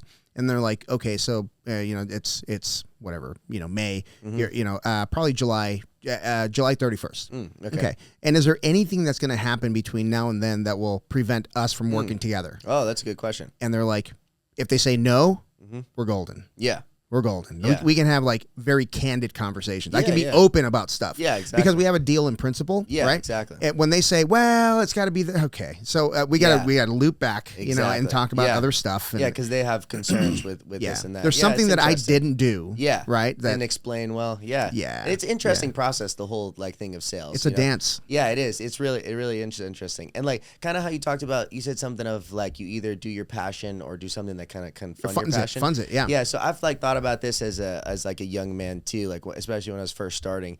I was like, either you're sort of born naturally talented at something where you can sell your voice or you can sell your music like ability. Your looks. Yes, your looks. Yeah, something like that. Or or you work from a young age, like maybe that's more the music thing where you start playing guitar at 5 years old or something, and you're extremely proficient by the time you're working age. Either something like that happens, or like maybe like my good friend Issa, he started wrestling, I think, at like 10 or 12 years old. Wow. He did wrestling throughout high school and then got immediately into jiu-jitsu. By the time he was like, 24, 25, I mean, he's an extremely proficient. He has this skill that few people on earth have. Yeah. And so he was able to sell that skill from a young age. Like either you again are naturally talented, you did something from a young age, or you fucking get good at something and then sell your service that way. Yeah. You become an expert in something. Yeah. And the pitfall that I hit is I got good at something I didn't like. Yeah, exactly. And spent maybe too much time with that. Way too much time. Yeah. To the point where I'm the type of person that you tell me that I can't do something, I'm going to try to prove you wrong. Yes, yeah. So I work for an asshole. And I'm talking to like a terrible person. I won't say his name, but I'd like to think that I contributed to his heart attack. Ooh, so that kind of warms my heart. It kind of makes me feel better. Did he pass from it? But he lived. But anyway, but no, just a terrible human. Yeah. And if I sound like a terrible human talking, you haven't met that fucking guy. Yeah. So there's bad people out He's there. just a bad dude, man. Yeah. But it's people like that also give the sales a bad name too, because there's bad people who get good at sales. Yeah, and he would say things, and I just roll my eyes, but whatever. As long as you performed, you were okay-ish. But he was the type of guy that would just fire somebody just to get everybody going. What the hell am I next? So bad person. Yeah, just a bad guy. So we had a room of like 10 or 11 salespeople, and we're all hustling, man. We're all trying to do our thing. But there was a good portion of the group that was new, so they're going to fail, right? And they need people like us, right, to kind of help them along and kind of, you know. Yeah. So I'm working with them. And one day I get called into, he was my boss's boss. I get called in my boss's office, a guy named Jerry, freaking awesome guy, dude. Nice. Freaking awesome dude. Nice. Started out in the finance world and then decided he didn't like that, so he opened an AC company, and he recently about 10 years ago, sold it for a few $1 million. Oh, good for him. Yeah, nice. so Very cool. yeah, and I think he bought into the new company, so he's still working anyway, but cool. yeah. Nice, good for him. Jerry, I love you. But so I get called into my boss's office, and he's like, "Hey, I need you to go to Tuba City." And we just did a job out there, and I want you to, you know, do a service agreement for that, you know, that complex. I didn't know where Tuba City was. Yeah. It's like past Flagstaff. Okay, northern Arizona. So the trees, you know how when you go into Flag and the trees start getting bigger than pine trees? They get smaller, smaller, and then it looks like you're on the moon. There are no trees out there. Is it's it all because res. It's so high, or it starts going low again? I don't know, bro. Huh, it's just like that res, and I'm sure the people that lived on that res probably lived in Flagstaff, where it's beautiful, and they got pushed that way. Oh, interesting. It's just it looks barren. I wow. mean, it's unlike anything you've ever seen in your life. Is that like where the wave is? I'm not sure. Have you seen the wave in Arizona? No, it's like a rock formation that's like really beautiful. It looks like a wave. There was nothing beautiful on the way to Tuba City. I hate to say that. I hate to say it because the people there were really cool. They were really nice to me. But I'm on my way out there thinking, there's wow, just nothing. These guys, nothing man, everywhere. yeah, they live in the middle of nowhere. Oh, wow. So I go to Tuba City. And I was supposed to be there 2 days. I think Amy and I were just dating. We might have been living together. But I go out there and I do my thing. I was supposed to spend the night and then talk to the guys the next day. I'm like, I am not staying out here. The hotel I was going to stay in has like boarded up windows. You know what I mean? Yeah, It's looks one of those places. So I call Amy. I'm like, hey, I'm heading back. So I head back, and you know, I usually don't drive through the night. Like, I don't know. I just like. Yeah, I don't like driving through the night either. Yeah. I like to drive through the daytime. Yeah, so I drive, I drive through the night, and I get back, and I go in the next day, and it's freaking really quiet in the office, like crazy quiet. Huh. And turns out they had fired like everybody except for me and one other guy. Oh, no way. They let everybody go. How many people total? 9. Wow. Yeah, they fired 9 people in one Wow. day. So the vice president, my boss's reason? boss, well, the spreadsheet didn't look good. So he cleaned house. He got rid of everybody. Oh, no way. Yeah. Huh. Was this a bad time in the market? Do you know what year it was? The market was coming back. It was like 2000. I want to say like 2010, Oh, maybe 11. okay. Yeah, so yeah. It had bombed, and then it was. That was about the bottom. Yeah. So I mean, if the time to really fire someone was probably a couple years earlier. If it was market conditions. Yeah. So it was really bad. But you know, so he said something really smug about why he did it, and you know. And that, remember what he said? Oh gosh, I can't remember what he said, but it pissed me off. And so, me being me, I'm like, okay, this fucker's not going to beat me, right? So I literally went and I found a sales training program, and I called the guy up and I said, hey, I want to do your program. And he's like, oh, what company do you work for? I said, no, I'm going to do your program. And he's like, no, we don't usually work with individuals, work with companies. And I'm like, you don't understand. Yeah. I'm going to go into your office tomorrow and we're going to work a deal. I literally said that to the guy. Oh, wow. Huh. So I went in there, I spent my own money. Wow. And it was a program where they take like a group of salespeople, and they do the sales training. It's like an intense, like in-depth training, very immersive. But then for the next 12 months, you meet and you like open Talk about things are going. Not just that, you open up the jobs that you're working on, and they literally go through it and they pants you. Like they go through like, did you talk to this guy? Why didn't you ask this question? Oh, Why didn't you? It's like very, very intense. I paid for the whole thing myself. So because I was thinking like, there's no way I'm gonna let this guy fire me. Yeah. So I was a number one guy in the office because when people started getting hired again, you know, I was the number one guy in the office. I was 100%. Number one of two. Yeah, number one of two. God damn it! But I was like 100% on all of my numbers. They tracked like activity and sales and all this other shit. 100% on everything, and then I quit. Oh wow! Yeah. Nice. Yeah. Yeah. So yeah. So how interesting, you know. But it's kind of like you said, you were proving the wrong point almost. Yeah. Like you're proving it to the wrong person. Yes. You know, like it's an incredible thing that you were able to put in that discipline because it's not easy to get to that type of level. No. But maybe it was like that energy was just directed in the wrong way. But it's Yeah. also a beautiful thing that eventually like you decided to take a chance on yourself and like open up this academy and fucking start the BJJ Foxcast, all this stuff. Same shit. It's a really cool thing, You're just really just taking a chance on yourself, and like you could have. It's almost a safer route, especially once you get really good at something. Yeah. And I mean, or once you've been doing something for years, it's like I could always just continue to do this, and this is how I can make money, or I can take a complete fucking risk.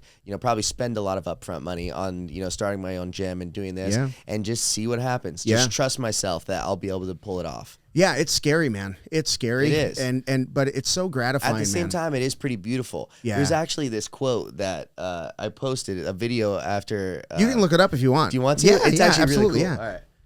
Because it's a video that I posted after. I love it. Yeah, it's a Terrence McKenna quote.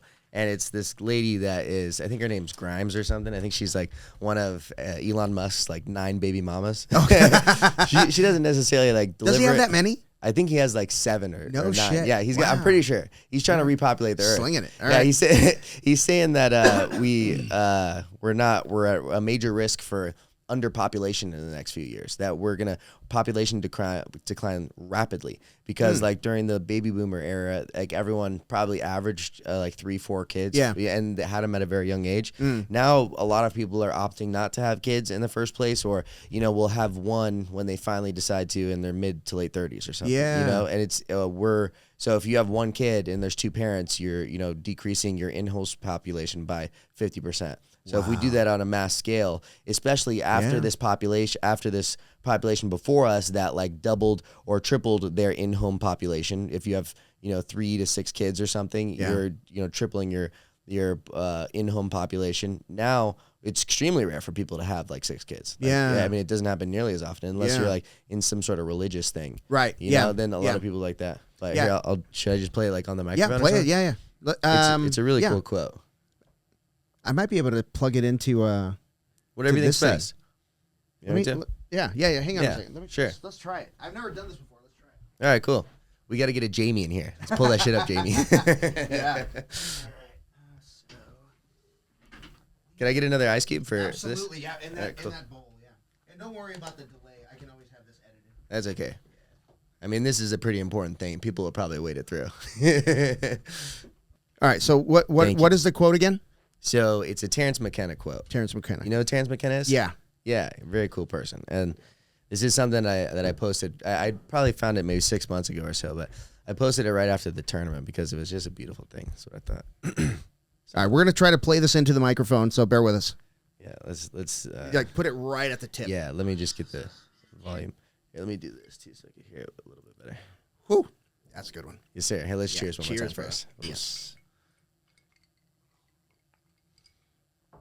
All right. I think this will work. Here we go. This is Terrence McKenna quote. Nature loves courage. You make the commitment and nature will respond to that commitment by removing impossible obstacles. Dream the impossible dream and the world will not grind you under. It will lift you up. This is the trick.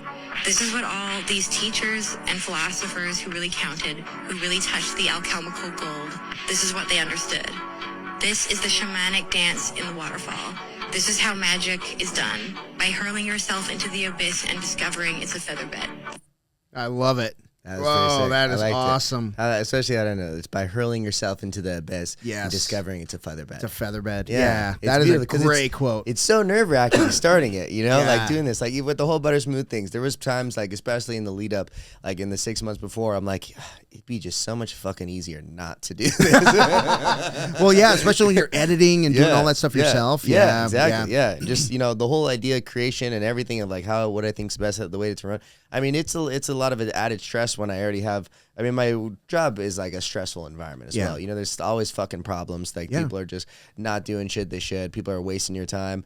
Yeah, it's a commission-based thing, so I'll do months of work for people for zero money. And there's constant stress, like always. This was an absolute added stress, and like I said, there's many times I was like, why did I do this? I love that you're doing it. I love that you're doing it. So I love it too. Yeah. Tell me what makes your tournament different than the others. You looked at tournaments that are going on now. You looked at obviously IBJJF, AGF, Jiu-Jitsu World League, all the ones that are out there. And if you look at just tournaments in general, and me being like not a visionary like you are, I would say, oh, we're saturated. We don't need another one. What makes yours different? Oh, that's an interesting way to put it. Well, thank you for the question. So, like, well, first off, so like what I'm trying to create with this is, in my opinion, like the highest expression of jiu-jitsu. And jiu-jitsu competition, it's much different than like basketball competition, that you can't just go somewhere and people already know the rules. You know, like I think Chael Sonnen had this like kind of little mini speech about it that was like, if you show up to a basketball court, everyone knows the rules. There's no like going over a rules meeting first. Like we know the rules. In jiu-jitsu, for some reason, there's like 11 different competitions that all have different rule sets, and certain ones are popular and certain ones are less popular. And all of this. In my opinion, what's the highest expression of jiu-jitsu is first the sub-only rule set. So there's no points awarded.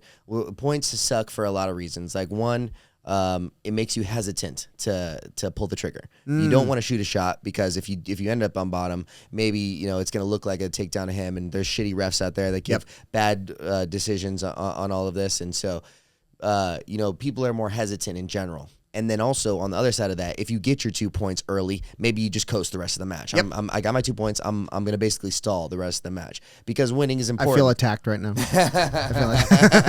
Which it's okay to play the rule set. If there's a rule set, you should play the rule 100%, set.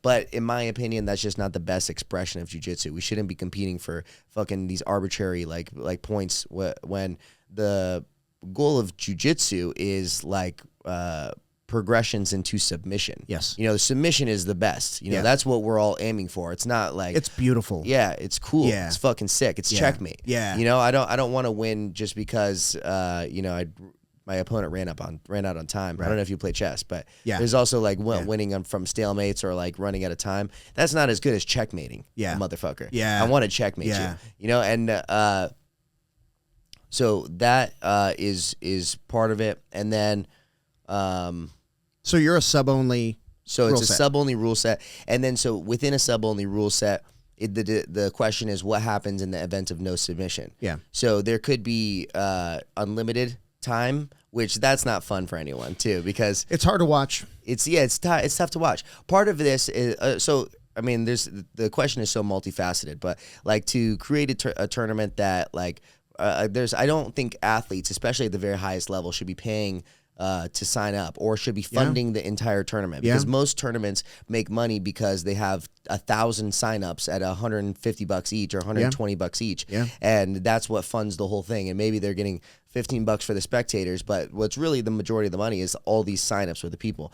Especially when, for us, I mean, I heard you say it on the podcast that you were competing right next to like a legend in the sport. Yeah, Leandro Lowe. Yeah, how cool. That's so cool. But, he paid $120 for that tournament and got paid $0 for winning it. I mean, that's just not how it should be. That doesn't make any sense. Imagine if fucking LeBron had to show his incredible, beautiful thing that he's worked his entire life for, had to pay $120 to win a $3 medal. Right. Yeah, the $3 medal is very prestigious and means a lot because amongst the community, but it's like fucking Bitcoin. It only means that because it's an agreed value between all of us. It doesn't have any inherent value. Like fucking $1,000 is $1,000 still. Right. Like, maybe inflation is making that worth less. No, $1,000 will still get your attention. Yeah, exactly. And my goal with this is to eventually be able to pay athletes a lot more than $1,000. Maybe they can make a living, doing my tournament like once a month, or if it could be a $10,000 check, that'd be sick. Or eventually get paid like MMA athletes do.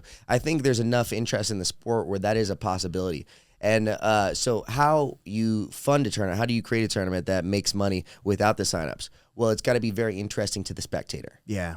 That's what, and also very interesting to a non-competing spectator. Yeah. Because if the spectators are funding it, it's got to be interesting. Yeah. It's got to be pretty fucking cool to watch. Yeah. And so like part of what I was trying to do is first create a rule set that's very conducive to a more fun match, but also explain to the crowd kind of what's going on as well. How it kind of turned out was that there was super fight signups, and then there was the bracket winners or the brackets as well. So I would tell the crowd that like, all right, these guys didn't pay anything to sign up. They're just a single match super fight. They're also just fighting for the glory. They're not fighting to win. These guys over here paid $150 to sign up, and they're competing for potentially $1,500. Yeah. And the crowd was like, oh shit, all right. And then especially once we got to the semifinals and then the finals, I'm like, for $1,000 motherfucking dollars. Everyone was into it. And like the whole crowd was really, really into it. And so that was really exciting. And then so what the question is as far as a sub-only rule set is what to do in the event of no submission. So obviously a no time limit is not fun for anyone. It's got to be fun for the spectator too. And even for the athletes, I mean, it's just not very fun. Yeah. Mine was 8 minutes, which I think is like that kind of sweet spot amount of time. It's not it's not too long, but it's not too short. Like 5 minutes, it's like it almost goes by too fast, especially at the higher level. It takes a few minutes to get into these positions and stuff. Yeah. And so 8 minutes and then judge's decision is what I think is the best for this. Agreed. And I try to create a rule set that like guys couldn't game the judges' criteria either. There's not like I made dangerous submission attacks one of 3 criteria, but it's only one of 3, and you have to win 2 out of 3 in the judge's eyes. So there's no like selling some bullshit like submission attacks a couple times and then that guy should be getting the submission. Yeah. It was aggression, dangerous submission attacks, and positional control, and you got to win 2 out of 3 to in the judge's eyes. Because the problem, and I love Eddie Bravo, I think he's done an amazing things for the sport. I think he's has a beautiful contribution to it. The problem with EBI overtime is that some guy could get dominated for 8 or 10 minutes or whatever it is, and then be put into an extremely advantageous position that they didn't earn, and maybe get the win. But that's not like how the match roll. That's not how the roll went. Like the other guy was the clear victor, but for some reason he didn't get the victory. Yeah, and you're sitting there going, "Bitch, you would have never got his back." Never got it. Right? Yeah, exactly. That's what I think. Yeah, like, you would have never got there. Never got it. So it's an interesting thought. It's almost like college overtime is kind of how he does it. Like if you're familiar with college overtime, like they start at the 20 or something like that. Yeah, you're started at a very advantageous position. You got like a limited amount of time to get it done with a tired ass defense. With a tired ass defense, exactly. Yeah. So it's an interesting way to do it. But I just don't think it's the highest expression of jiu-jitsu competition. Yeah, and so that's kind of what I'm trying to create with this. I love that you said the expression piece, because we were talking about this the other day on the podcast, and we were like, jiu-jitsu is like it's like a form of self-expression at the highest level. Yeah. And it's a conversation between 2 people. It is, yeah. Right? And it's not an argument. It's a conversation. Yeah, right? Sometimes it's an argument. Sometimes, when you're rolling against an asshole, it becomes an argument. But when you're rolling against a friend, and most of the time I'm rolling with friends, right? Yeah. Even in competition, like we want to kill each other. Don't get me wrong, right? Like they'll cripple me, but it'll be cool. Yeah. But it's really a conversation. Like, do you have an answer for what I'm giving you? Yes, exactly. Right? Yeah. And I love that. I love that you said that. And I think people are going to respond to that. Yeah. I think it's cool. Yeah. And it turned out so well, like better than I could have ever imagined, to be honest. I was like so honored with like how many people came up and showed out, and like especially the athletes who put it on the line when my tournament has 0 prestige at this point. It's the first of ever of its kind. And, guys were just, for some reason, like I thought offering the money, I'd get a lot of really high level people to sign up right away, because I'm like, all these guys compete for fucking $3 medals regularly. Why, potentially competing for $1,500, fucking why not? Especially if they like send it on all these sorts of different rule sets and tournaments. But, all the way up until like basically the entire lead up to it, it was primarily blue belts that were signed up for my tournament. And I had like, it was open to anyone can sign up. And there was primarily blue belts. But, dude, those are the guys that are fucking sending it. They're down to roll. They're down to send it, because they're at that stage in their jiu-jitsu career where losing is part of the process, and they do it regularly. Once you get so high, like, you don't want to lose publicly, especially at a 0 prestige tournament like mine was. Hopefully I can continue to develop prestige, and I had so much like amazing like testimonials or people just like talking about how cool it was like afterwards, and that's a beautiful thing. And so hopefully as I continue to hopefully perform well for them too, be able to put on good tournaments, and it will gain prestige that will, it will be fucking cool to be a Buttersmooth Fight Club champ. Fuck yeah. What are you doing for exposure? Are you looking to partner with anybody who's streaming, or are you doing that streaming yourself? Or I mean, I'm down to. I just like through my Instagram. It's kind of I just post everything. Like I'll do a lot of collab posts between my private page or my personal page and my Buttersmooth page, and that's kind of like how I do it. Like I know a lot of people only follow just my personal page, like at least my friends and stuff. People who are non-competitors who would maybe just oh wow, this guy's doing something, maybe I'll just come look at it. Like so I would do a lot of those, and then also the page has a good amount of following. I'm not sure how many of those people are really local, you know, so it's hard to say how many of those people would actually like support and you know, as far as come and pay the $10 to come through. But yeah, so that's basically how I do. I'm open to a lot though. Yeah. I'll have to hook you up with my my partner Steven. So the reason I partnered with him is he's the guy that edits your pods. Well, he does my my shorts. My editor is I think it's his cousin or something like that out of Tucson. He's a different dude. But the reason I love it, his cousin, my editor, I think it's like Huckleberry Entertainment or something like that. Okay. But dude, this cat, he put out he said, give me a shot. I'm like, oh, cool. So I sent him some video and just raw footage. Dude, when I send video, it could be like 70 gigs. Oh wow! It's video. It's a big file. It's a big file, and so he put out a couple of episodes, and I'm like, man, it's really good. Nice. He makes me sound more intelligent than I am, you know. And I realized I found out that he was doing it on his iPhone. Oh wow! Yeah, oh, interesting. Wow. Yeah, so it's then crazy what you could do on an iPhone. Yeah, these days. so then you know, he got a computer and now it's like really good. So I'm really happy with him. Anyway, how fucking cool. Yeah, if you're looking for somebody to edit your shit, that would be the guy. Oh yeah, connect me. Yeah, I'd love to talk to him. But Steven is so his full-time gig, he streams video game tournaments. Oh, so he does a live streaming for it. So he gets like, you know. Like Twitch or something, right? I'm not quite sure what it is, but he does live streaming. Oh, so if you're looking for somebody to do some live streaming, I could hook you guys up, man. Sure. He could probably, yeah. I'd love to talk to as many people as possible about it. Yeah, because I think what's important is that, like, let's just say you start expanding to you know 32-man brackets or multiple brackets or something like that, or multiple days, you know. Yeah. And my vision for you would be like, okay, so you've got IBJJF has their summer crew, winter crew. They travel East Coast, West Coast, stuff like that. Yeah. And that could be something that you could grow into, right? And I think that would be a really cool thing. The only thing that you would be competing against is kind of yourself, because it's either going to be door money or streaming money. Okay, interesting. Right? Yeah, that's pretty cool. Yeah. So I mean, but I think streaming money, there's more potential, because as you grow, people a lot of people will just want to be like, watch it from wherever, Australia, something like that. Yeah. You know, so it'd be kind of cool. He hosts the streaming. Yep.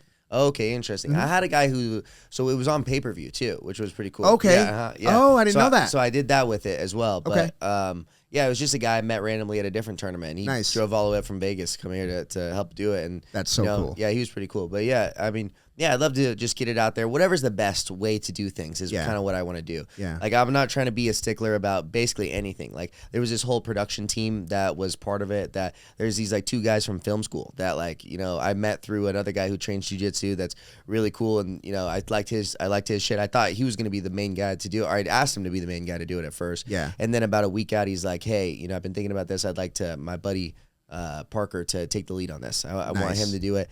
He's the guy I went to film school with, and I'm like, dude, I appreciate that you're also giving this a lot of love and attention. Yeah. And you're trying to think of what's best. Yeah. And they came, and they're just 2 young guys that this is what they want to do with their life, is film stuff, and neither of them trained, I don't think, actually. No kidding. Yeah. Okay. One of them, his brother, I think is a blue belt or something, so he's kind of got a little bit of exposure.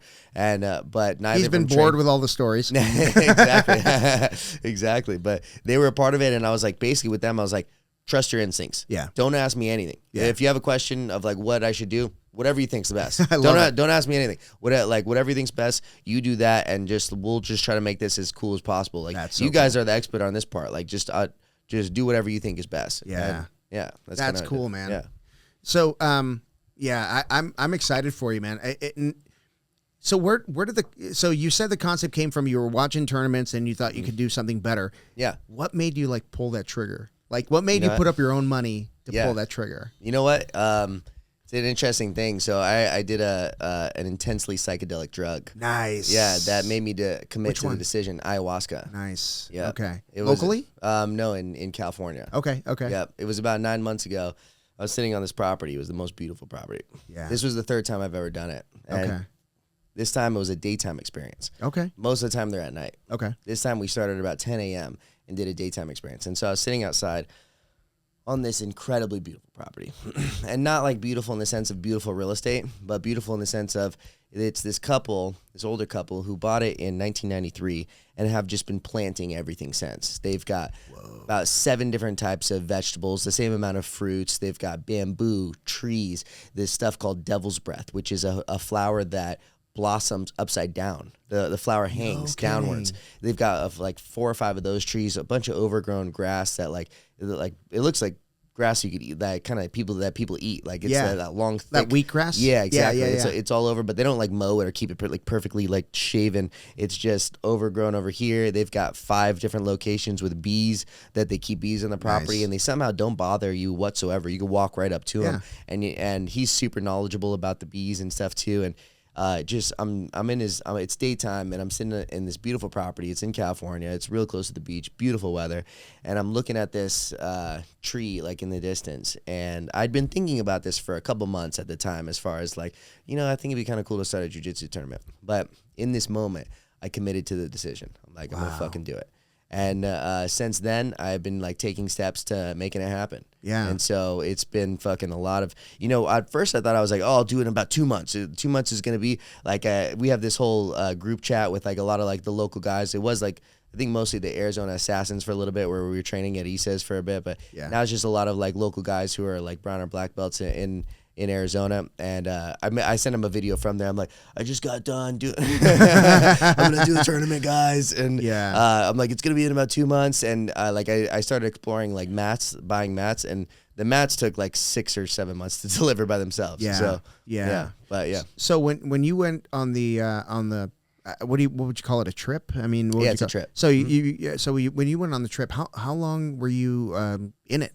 Yeah, like the ayahuasca experience. Yeah. So it's always a few day ceremony typically. So it's typically a 2-day ceremony or a 3-day ceremony, and then occasionally people will do 1 day ceremonies, or like within those 3 days only show up for a day. Okay. So that's what it is. But is that like ideal to do the 3 days? So so I did it just recently again, actually the week before the tournament. Okay. And it was my first time doing a 3-day ceremony. And every other time I did 2 days and 1 day. This was my first 3-day. And someone said this, that like, it kind of described it perfectly, is like, it almost creates like a beginning, a middle, and an end. It's like this story. And for me, it was almost like, it was that plus like an encore. The day after, we did this stuff called integration, where basically everyone sits in this share circle, passes around a maraca, and then tries to explain their experience. Oh, wow. And you go through that, and then the shaman, who is this guy his goal is to heal people. This whole experience is not about like tripping or like fucking off, having fun. And I think that's one of the main problems with like mushrooms and LSD is like, I've had some absolutely beautiful experiences. Like psychedelics in general have like changed my life completely. Like they've been so instrumental for my development as a man, my development as a human. Like they've helped me in so many ways that are like almost indescribable, or take a couple hours to be honest, to get through all of the major ones. We got time. We've got time, bro.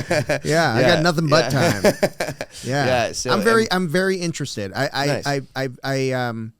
I've only done it recreationally, but I'd like to understand. I want to understand myself a little bit more. Yeah. Because everyone should. There's a lot to unpack there. Yeah. Well, there's been some things that I've said, like there's something about this long form conversation, right? Where that a lot of shit that is in my head just comes out, and I don't typically censor myself. Yeah. I just say it. Yeah. I think it's important. Yeah. Even like with this ayahuasca thing, like I've thought about like I shouldn't, say this, it's a drug. It's, it's this and that. Alcohol is also a drug, and it's much worse for you. If you do this regularly, and don't get me wrong, there's beautiful parts of it too. Yeah. It's a social lubricant. Yeah. It makes things, it like makes connections a little bit intimate. A little bit easier. Yeah. There's a lot of good benefits about it.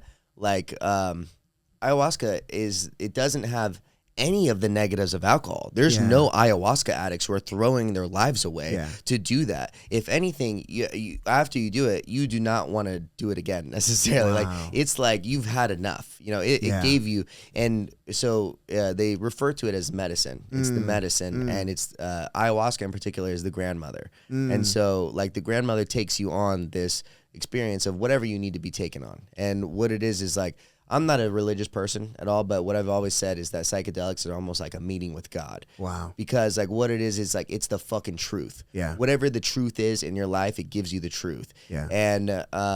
And like sometimes, especially if you're on like this like self-healing journey and you're really trying your best to be a good person, you don't know like the particular things that you're lying to yourself about. Yeah. You know, like you're really thinking you're trying your best out here, but you might be lying to yourself about like different things. Yeah. The psychedelics will like present to you the fucking truth of like, no matter what, it'll like, you know, unveil or take you into a place that you need to be taken. Yeah. Yeah. Cause you know, when I talk about not censoring myself, I love just giving my opinion and, or, you know, good, bad, and different. Yeah. But you know, I've had people say that, you know, this sounds arrogant or this sounds egotistical, and I don't fight back against that because sometimes you got to take those risks too. 100%. Yeah. But I'd like to know like where that comes from. You know, like there's things in my life that as far as like egotistical, what makes people say that? Yeah. Well, what is it? What is it that I'm not going to call anybody wrong or a liar. If it sounds that way, it must be there must be something to it, and it's not just like somebody being mean online. Yeah. Like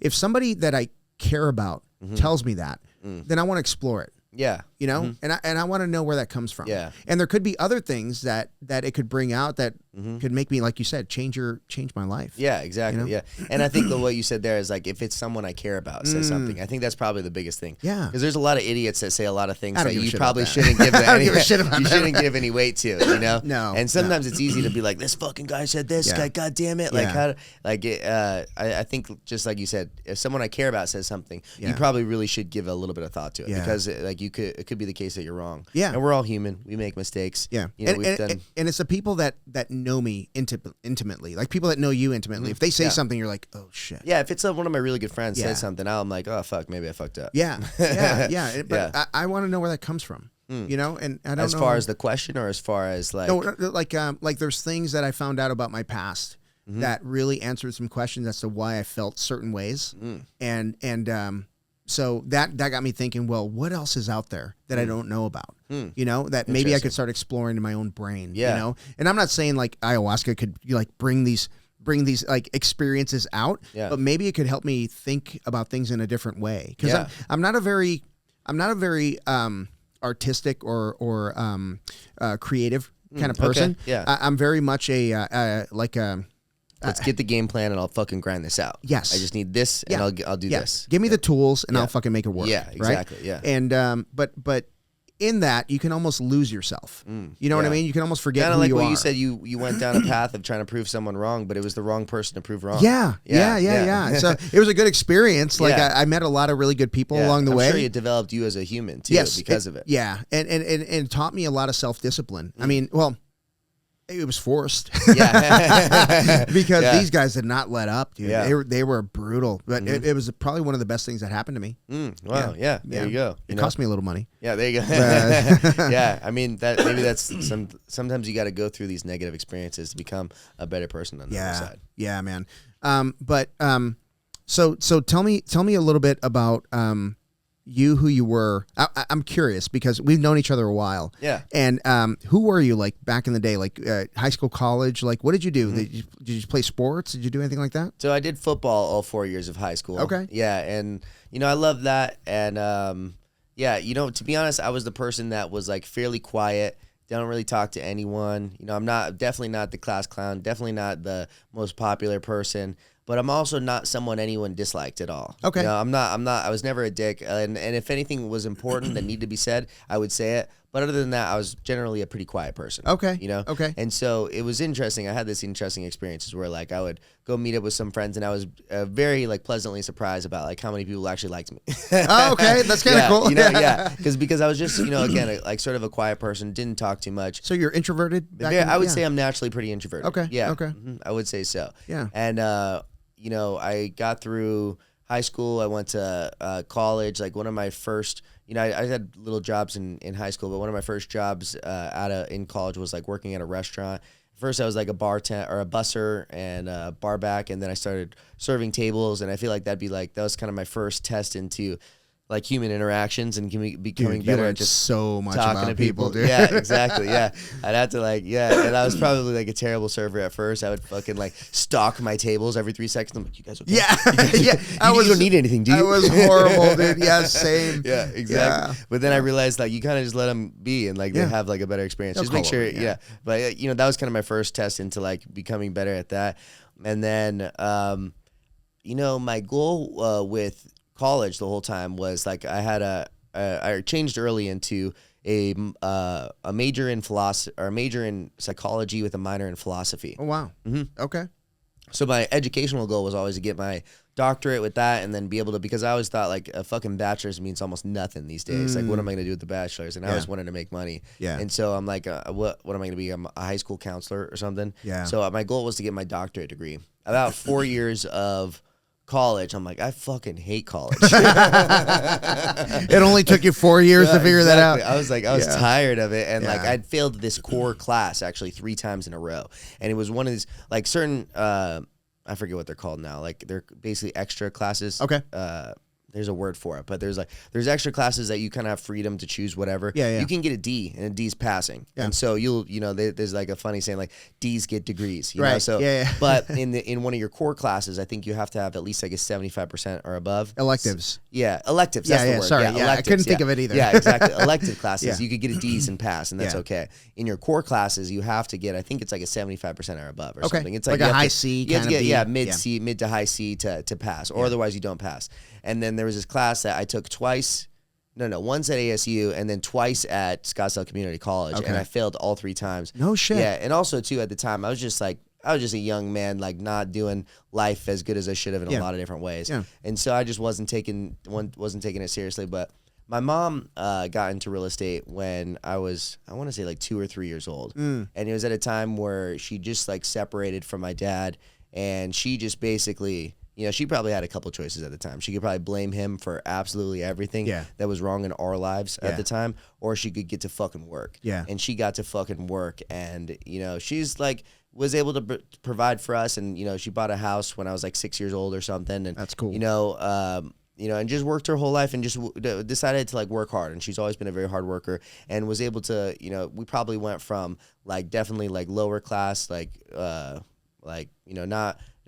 not poverty, but we got to like some like low points to, like probably middle to upper middle class. Yeah. And she all through her work. Yeah. And it was an excellent example that real estate is a possible avenue for me.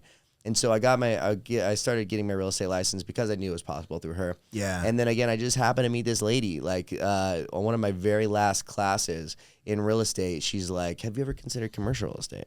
And I'm like, to be honest, no. Like at this point I had interviewed because that's how it is when you're like signing up in real estate is like, it's almost no risk for the people who are hiring you because they're not paying you a salary. It's, they're just splitting your commissions with you. Yeah. So I interviewed like about 7 different places. I knew which one I wanted to go with. Like I had a residential place in mind. I knew what I wanted to go with. She was like, have you ever considered commercial real estate? She gave me this guy's name and number. I'm like, I'll set up a meeting with him. I set up a meeting with him. I really liked him. He like probably like dropped the F-bomb. He said fuck about 17 times. My kind of guy. Yeah, and I was like, I kind of like this guy, Yeah. Yeah. And then, started working at the company, and it's been, just it was all just very like serendipitous. It was like worked out how it was supposed to work out. That's cool. So is it like when you say there was no risk then because they're not paying you a salary that it's full commission. Yeah. Is it the same as like the people that you're bringing on where you're doing things that they're not quite like not quite the highest paying things and you're trying to make your bones and like work your way up? Well, there's a million different ways to structure it. So I think in most residential brokerages, they'll never pay anyone because there's always like fucking 900 people who are trying to get into residential real estate, and most of them are idiots. So there's a plethora of people, to work from. Yeah. With commercial real estate, he actually paid me like $12 an hour for the first year. Okay. And then plus we had these like, I would get 10% of the commission in this scenario, 20% of the commission if I brought it. Yeah. And so plus the $12 an hour. But like, at the beginning, getting a commission is a difficult task, getting a deal closed. So I think it took probably over a year before I got like my first like real deal. Yeah. You know, and so it was like a lot just to get the single first check. And then, you know, like I said, I worked 2 jobs for the first almost 3 years because I had to have supplemental income or just income in general. Of course. Yeah. And so, so that's how ours was structured initially. When I hired my buddy, I just kind of brought him straight to either I'm not paying you a salary because I don't want to be your boss either. Like you're my friend and I want to grow with this and I want to fucking, you know, but you got to be a self-motivator. I'm not going to tell you like, where the fuck are you? Yeah, you got to be hungry. Yeah, that way, if I'm not paying you a salary, I really don't give a fuck if you show up or not. You know, it's up to you. And so we just did a higher commission split right up from the bat. So that's cool. Yeah. Yeah. Mm-hmm. And when you're doing a split, are they just like supplementing what you're doing? Like you're the lead on the job, and they're kind of helping you, like like paperwork or whatever. Yeah. So I mean, there's a bunch of different ways to do that too. I could just say like, you know, figure it out, and that's kind of how I was. I was basically given like a computer and his phone, and said, "Go." Yeah, I know the feeling. That's about like what it was for me. But with my buddy, I really try to give like a hands-on approach. Like for one, I started my career in Tonopah, which is far west. It's like west of Buckeye. If you know where Tonopah is. It like starts at 339th Avenue and ends about 450th Avenue. It's far west. Yeah. And so this is an area that it was like a very non-competitive market for myself, you know, like versus Phoenix or Tempe or something. I'm competing against the guys that have been doing this 20 years and like are very good at it. You know, in Tonopah, for one, there's less deals that totally go on, but there's enough. Yeah. And I could become an expert, and also land is a little bit easier as far as like figuring it out. Real estate in general is easier with like in these far out areas because there's just less complexities to all of it. Yeah. You know, and so it was an area that I was able to sort of get my feet wet, talk to a lot of people that even the landowners were not necessarily the most intelligent people. Like not necessarily intelligent as far as in general, but intelligent about their property. Yeah. Because a lot of them just made this singular investment. Maybe they don't even live within the state.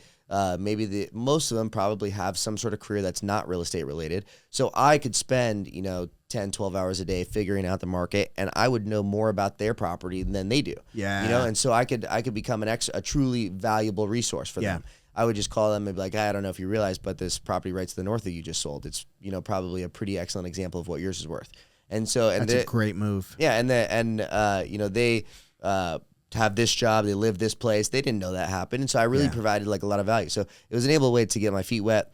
And, so I developed this whole like book of business basically in this area. And again, it got to the point where I was trying to focus my efforts more in town on bigger properties or bigger deal sizes. And, this was just taking up so much of my time. Yeah. So I brought in my buddy. Like basically, I would get new listings or people that would call me because I've got so many signs out there that like, hey, I want to list my property. It's this amount of acres. I'm like, okay, it's probably worth $80,000 or something like this. It's worth $100,000. We would just co-list it. I would have him basically take the calls on it. I'm like guiding him through everything. And then why I worked it with him is like, if you bring the buyer, we'll split it 50-50. If a different agent brings this buyer, I'll give you 25% of it. That's fair. Yeah, and it worked out pretty good. And so for like the first couple ones, like the first guy, it was this guy who was a referral to me. The guy was probably 9,700 years old. He drove to my office, and I had the meeting with my buddy, and we're like, that guy should not be driving.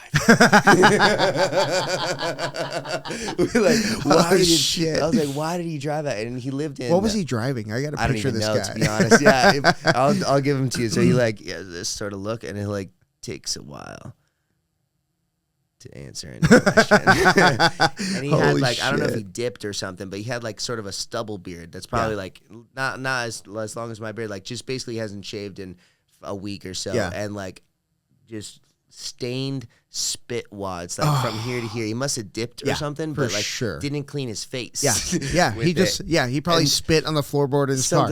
Yeah, exactly. And there was just these like brown lines like throughout his beard right here, and just move very slowly, and but own this property. I think it was 10 acres in Tonopah, right across the street from the power plant. There's a power plant out there. I mean, it's not a good place to own 10 acres. Yeah, there's the a lot APS better power plant. Yeah, exactly. Yeah, the Palo Verde generating station. And how it worked out with this is that we ended up being like have there was an outside agent who brought the buyer, but like the guy lived in Apache Junction. And he had to sign shit. He obviously doesn't do email. He doesn't even know what email means. Right, yeah. You know, and so my buddy would just drive out to him to get his signatures and all this stuff, and he got paid 25% on the deal. It saved me hours of driving. Yeah. It was like it worked out perfectly. Yeah. So he's working under your license, basically. He works under the broker's license technically, gotcha. but he works for me as far as like the thing, or we work together because I try not to be like you gotta do this, you know. So that's cool. Yeah. Is your buddy still doing it? Honestly, kind of transitioning out a little bit. Okay. It's very difficult to pull off, and especially you don't make money for the first couple of years, and you know, you got to really give up all your free time to be able to make money in this. Yeah. And so it's very difficult at the beginning. I think there's like a 90% attrition rate within the industry. Yeah. So like 90% of new brokers aren't there in 2 years. Yeah, I wonder what it is in the industry that I left, because it's got to be pretty high. Mm-hmm. So I did something similar. I don't know if yours was by design, going out to Tonopah. Yeah. But I by design took, you know, like Casa Grande, Tulsa, and shit like that. It seemed like easier places. Yeah, to get going. Well, you know, it's a very if you look at it from the terms of like a hunter. Mm-hmm. Yeah. If you want to be a successful hunter, you have to hunt where people aren't. Yeah. Yeah, and you have to be willing to go where people aren't. Yeah. So I put a ton of miles on my car. Yeah, exactly. And but yeah, I was going like Flagstaff, and people would go to Flag and be like, oh, well, they're at the college or at the Northern Arizona, like, you know, healthcare or whatever. And I'm like, well, no one's really paying attention to these other industrial places, right? Because they're hard to get into. And I was the type of person that, like, I love the cold call shit. Yeah. I would do it all the time, dude. Yeah. Like, and I wouldn't mind like walking in like, hey, I know this is a long shot. My name's Alex, and you know, I just want to talk to your facility director. Like 2 seconds. I drove 3 hours to get here. Yeah. You know, can you just at least give them my card? Yeah. That's cool. And the ladies at the front desk would be like, ugh, okay, and they would do it though. They would do it because you tell them, man, I drove 3 hours to get here, and they were kind of cool. Yeah. But yeah, I would go out to places where nobody wanted to go, and it was a very similar thing to hunting. You got to be willing to go. Yeah. Exactly. It is hunting. Yeah, exactly. Especially if you're not a good hunter yet. Right. You know, Yes, you're brand new. You're going to fuck things up. Yeah, exactly. You don't want to be competing with expert hunters. Right. Yeah. And Phoenix was a market that was flooded with expert hunters. Yes. Yeah, exactly. You know? So, And same thing in my industry. I think it's very similar. Yeah. And when you're dealing with a guy like, you know, like say if I targeted a hospital and the person you're competing against had been working with that hospital for 20 years. Yeah. They might throw you a bone here and there, but that's not going to be anything sizable. Yeah, you're not going to win that business. Yeah, man. So what would you think? What would it look like? What would have to happen with your tournament series for you to make a leap and say, you know, before I get too old? Not looking at myself at all. There's no mirror here. Yeah. But before too much time passes, and you know, you're really passionate about this, obviously. What would have to happen in that tournament for you to say that you're going to do it full time? Well, and we're in it. You know, we've done one. Yeah. So there's some time here. There's some time. You know, well, like I said, I mean, like I think my life will always be multifaceted. Yeah. So like, I'm not necessarily going to commit to one thing by itself, but I'm going to continue to pour love and attention into it. And like I said, real estate will always be part of my life. Yeah. My goal has always been to stop brokering. I'm going to continue to broker. Okay. And I'm going to continue to like help people as much as I can. And I've got a lot of obligations with a lot of people right now. Yeah. And I'm going to fulfill those obligations to the absolute highest of my ability. Yeah. But I'm extremely picky about what new obligations I set for myself with new people. You know, people will call me for listings and stuff. I'll turn down listings because I don't want to. Maybe it's just not worth it for me. I'd rather, if it's going to take up a lot of my time, I'd rather give my time to something that I want to do. Yeah. And so, you know, I'm going to continue to give love and attention into this tournament and make it as amazing as it can possibly be. But I'd say even if it was to the point where I was like UFC status doing one every weekend, I'd still be doing real estate as far as my I would still be doing all my work out of a singular office and like constantly looking for like new real estate deals to buy and stuff. Okay. Yeah. Cool, man. Because it's fun. I really do like, as far as on the buying and selling side. You know, I was able to, you know, it's cool. Like I've been able to become an expert in certain things, and I'm able to, you know, over the past couple of years, like certain people will call me, and like I had this one person that you know, called me, and she had this doctor that she represented out of California. he had 20 acres in Tonopah. She saw like all my signs out there, and she called me like, well, he just really needs cash right now. Do you know anyone that will do it? His daughter's about to graduate. He's going to throw this party, and he just needs the cash. We made an offer, or I'm like, I think we could probably make that happen at about like $2,000 an acre. And so wait, how many acres? 20 acres. 20. So not a whole considerable. Okay. We That's settled. Pretty good, though. We settled at $45,000 for 20 acres. Yeah. And then like I think the first deal we sold. So it's in an area where it's minimum 5 acre zoning. So even though it's 20 acres, typically you're allowed to split 5 times. In this scenario, we're only allowed to split 4 times. We sold the first split for $12,000 an acre. Wow. So it was because I'm an expert in the area. I know like what is a fucking fantastic deal. I made an aggressive offer because it seemed like they needed the cash quick. We could do that in a very quick amount of time. And like because of this, I'm able to like, do this. Now, as I continue to grow within real estate, I'll be able to like take advantage of bigger deals too. Because there's other ones too that I've sold to other people that I fucking wish I didn't. Because they refuse to sell on insane returns for themselves. When if I would have sold it to, guys I work with, I could just raise money within my office and we could buy like a pretty good amount of like a pretty solid deal size. Yeah. And even if my contribution is a very small part of that, I've worked with some very wealthy individuals that could like help me do something sick. So I've also sold deals that like, fuck, why did I sell it to you? Like, are you kidding me? Like I'd be much richer, you'd be much richer if we were able to just like sell this and continue to like exchange into bigger and bigger deals. Yeah. But as I continue to broker as a means to an end, I'll be able to just take advantage of those deals myself, so I don't have to sell it to someone, even though I don't like how they ended up doing with it. I'll be able to just take advantage of those deals myself. Yeah. No, that's cool, man. Yeah. Well, listen, man, we've been going for a couple hours, and you've had a long freaking day. Okay. Yeah. And, yeah. But listen, go ahead. What I'd like to do is maybe sometime, if you don't mind, get you on like after one of your tournaments, or maybe even do a podcast at your tournament. That'd be sick. Yeah. That'd be fucking cool, man. That'd be really cool. I would love. I'd be down for that. Yeah. Yeah. And whatever I can do to support, you let me know, man. I will do it. You've been a friend of mine for a long time, training partner, all that stuff. And, yeah, so we have a history, dude. So whatever I can do to help, I'd love to do it. Well, it's been an honor. I thank you so much for having me. This is my first podcast ever. So really, I was a little nervous coming into it, but you'll be fine, dude. No, you're a pro. You're a pro. Thank you, and I had a lot of fun doing this. I like it a lot. Hang on, let's talk about Butter Smooth Podcast. Oh, sure. Yeah. So it's actually going to be called No Credentials. No Credentials. Yeah, okay. Is what it is. Why that? Because like.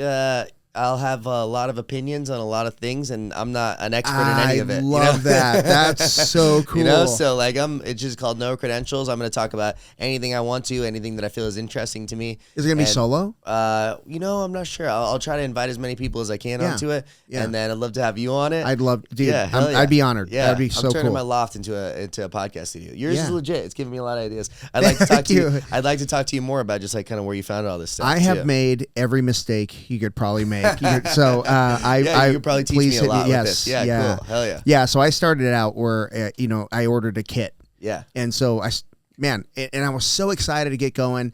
It's funny because I started the YouTube channel like right away, and started my first podcast, me and Tojo, and I was like, we're gonna do it live, dude. Yeah. So I go to do it live. And we're an hour before we're going to kick off. And I hadn't done any research. I'm like, fuck it. It should be easy. Yeah. Apparently, you got to have like 50 subscribers to go live on YouTube. Oh, really? You can't just go live. You can't just go. I don't know. Maybe I'm doing it wrong. No. I think that there might be something that's true. So Amy, Kelsey, Tojo, me, we're hitting everybody up. Please subscribe. This is an hour before we get 50 people. Like I know 50 people. Unsubscribe after if you really want to. So that didn't work out, but that's funny. Yeah, so I think is this live right now? No. Oh, okay. No. We record. That was another thing I was going to ask. Where do you stream it? Like, is it on YouTube or? Yeah, so we do YouTube. I've seen a lot of Instagram clips, but I think that's the only thing I've seen. We stream on video on YouTube, but we're on and I'll show you all this stuff. Spotify, Apple, Google, everywhere you can get a podcast. It's actually pretty easy. There's a lot of streaming sites that you can use. Mostly for free. Hosting sites. That's what they call them. Yeah. Hosting, nice. And mostly for free. Yeah. I use a site called Anchor. Oh, wow. And Anchor is a partner of Spotify, or maybe Spotify owns Anchor.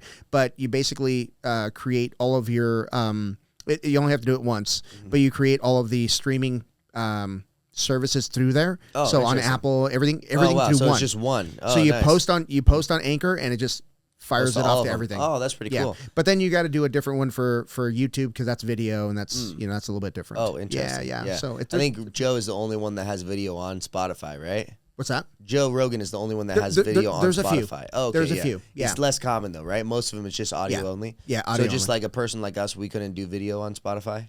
You absolutely can. Oh, you can. Yeah, oh, really? yeah. Oh, wow. I think Anchor is starting to support video. So if they, as soon as they do, we're going to go video on Spotify. Oh, very cool. Yeah, and I think that's the way to go. That's going to be the future. Yeah, exactly. Yeah. I mean, it's cool. I mean, I think like probably most of the podcasts I listen to are while I'm driving, so I don't necessarily listen to the video. But sometimes some shit happens, and you want to fucking see what's going on. Yeah. And you know, like YouTube is awesome, but if you say one wrong thing, you're off. Wow, that's what I've heard. Recently, huh? And Spotify is a little bit more tolerant. And it's probably good just to spread as far as you can. Just get to do all of them. Why not? Yeah, absolutely. Especially if there's a thing like that. Yeah. So, man, I'd love to help you. But okay, so first, before we stop, I want you to tell everybody where they can find you. Yeah, sure. All right. So all your social media, hit it. So it's basically just Buttersmooth Moves is the Buttersmooth page. Yep. It's called Buttersmooth Moves on Instagram, and then my personal is Joey Cole W. And I kind of been posting fun stuff on that too, just kind of doing whatever. I've just been decided to kind of, like you said, like it's almost like a risk of like you don't know how people are gonna react, but like I just fucking post whatever I feel like, and I'm having a lot of fun doing it. That's awesome, dude. And I'm like, sometimes I'll like make a joke, and there'll be like 7 people like it or something, but I'm just kind of trusting my own comedic ability. Yeah. And then also too, you kind of have to just like take risks sometimes. Yeah. Which, by the way, I'll leave. There was like a joke that I did at the Buttersmooth Moves. What do you got? Can I tell you? Yeah, of course. So at the tournament, it's looking pretty nice. Even for me, I'm like, wow, it's really fucking coming together. Yeah. Like everything's looking pretty legit. Everyone's pretty excited about it.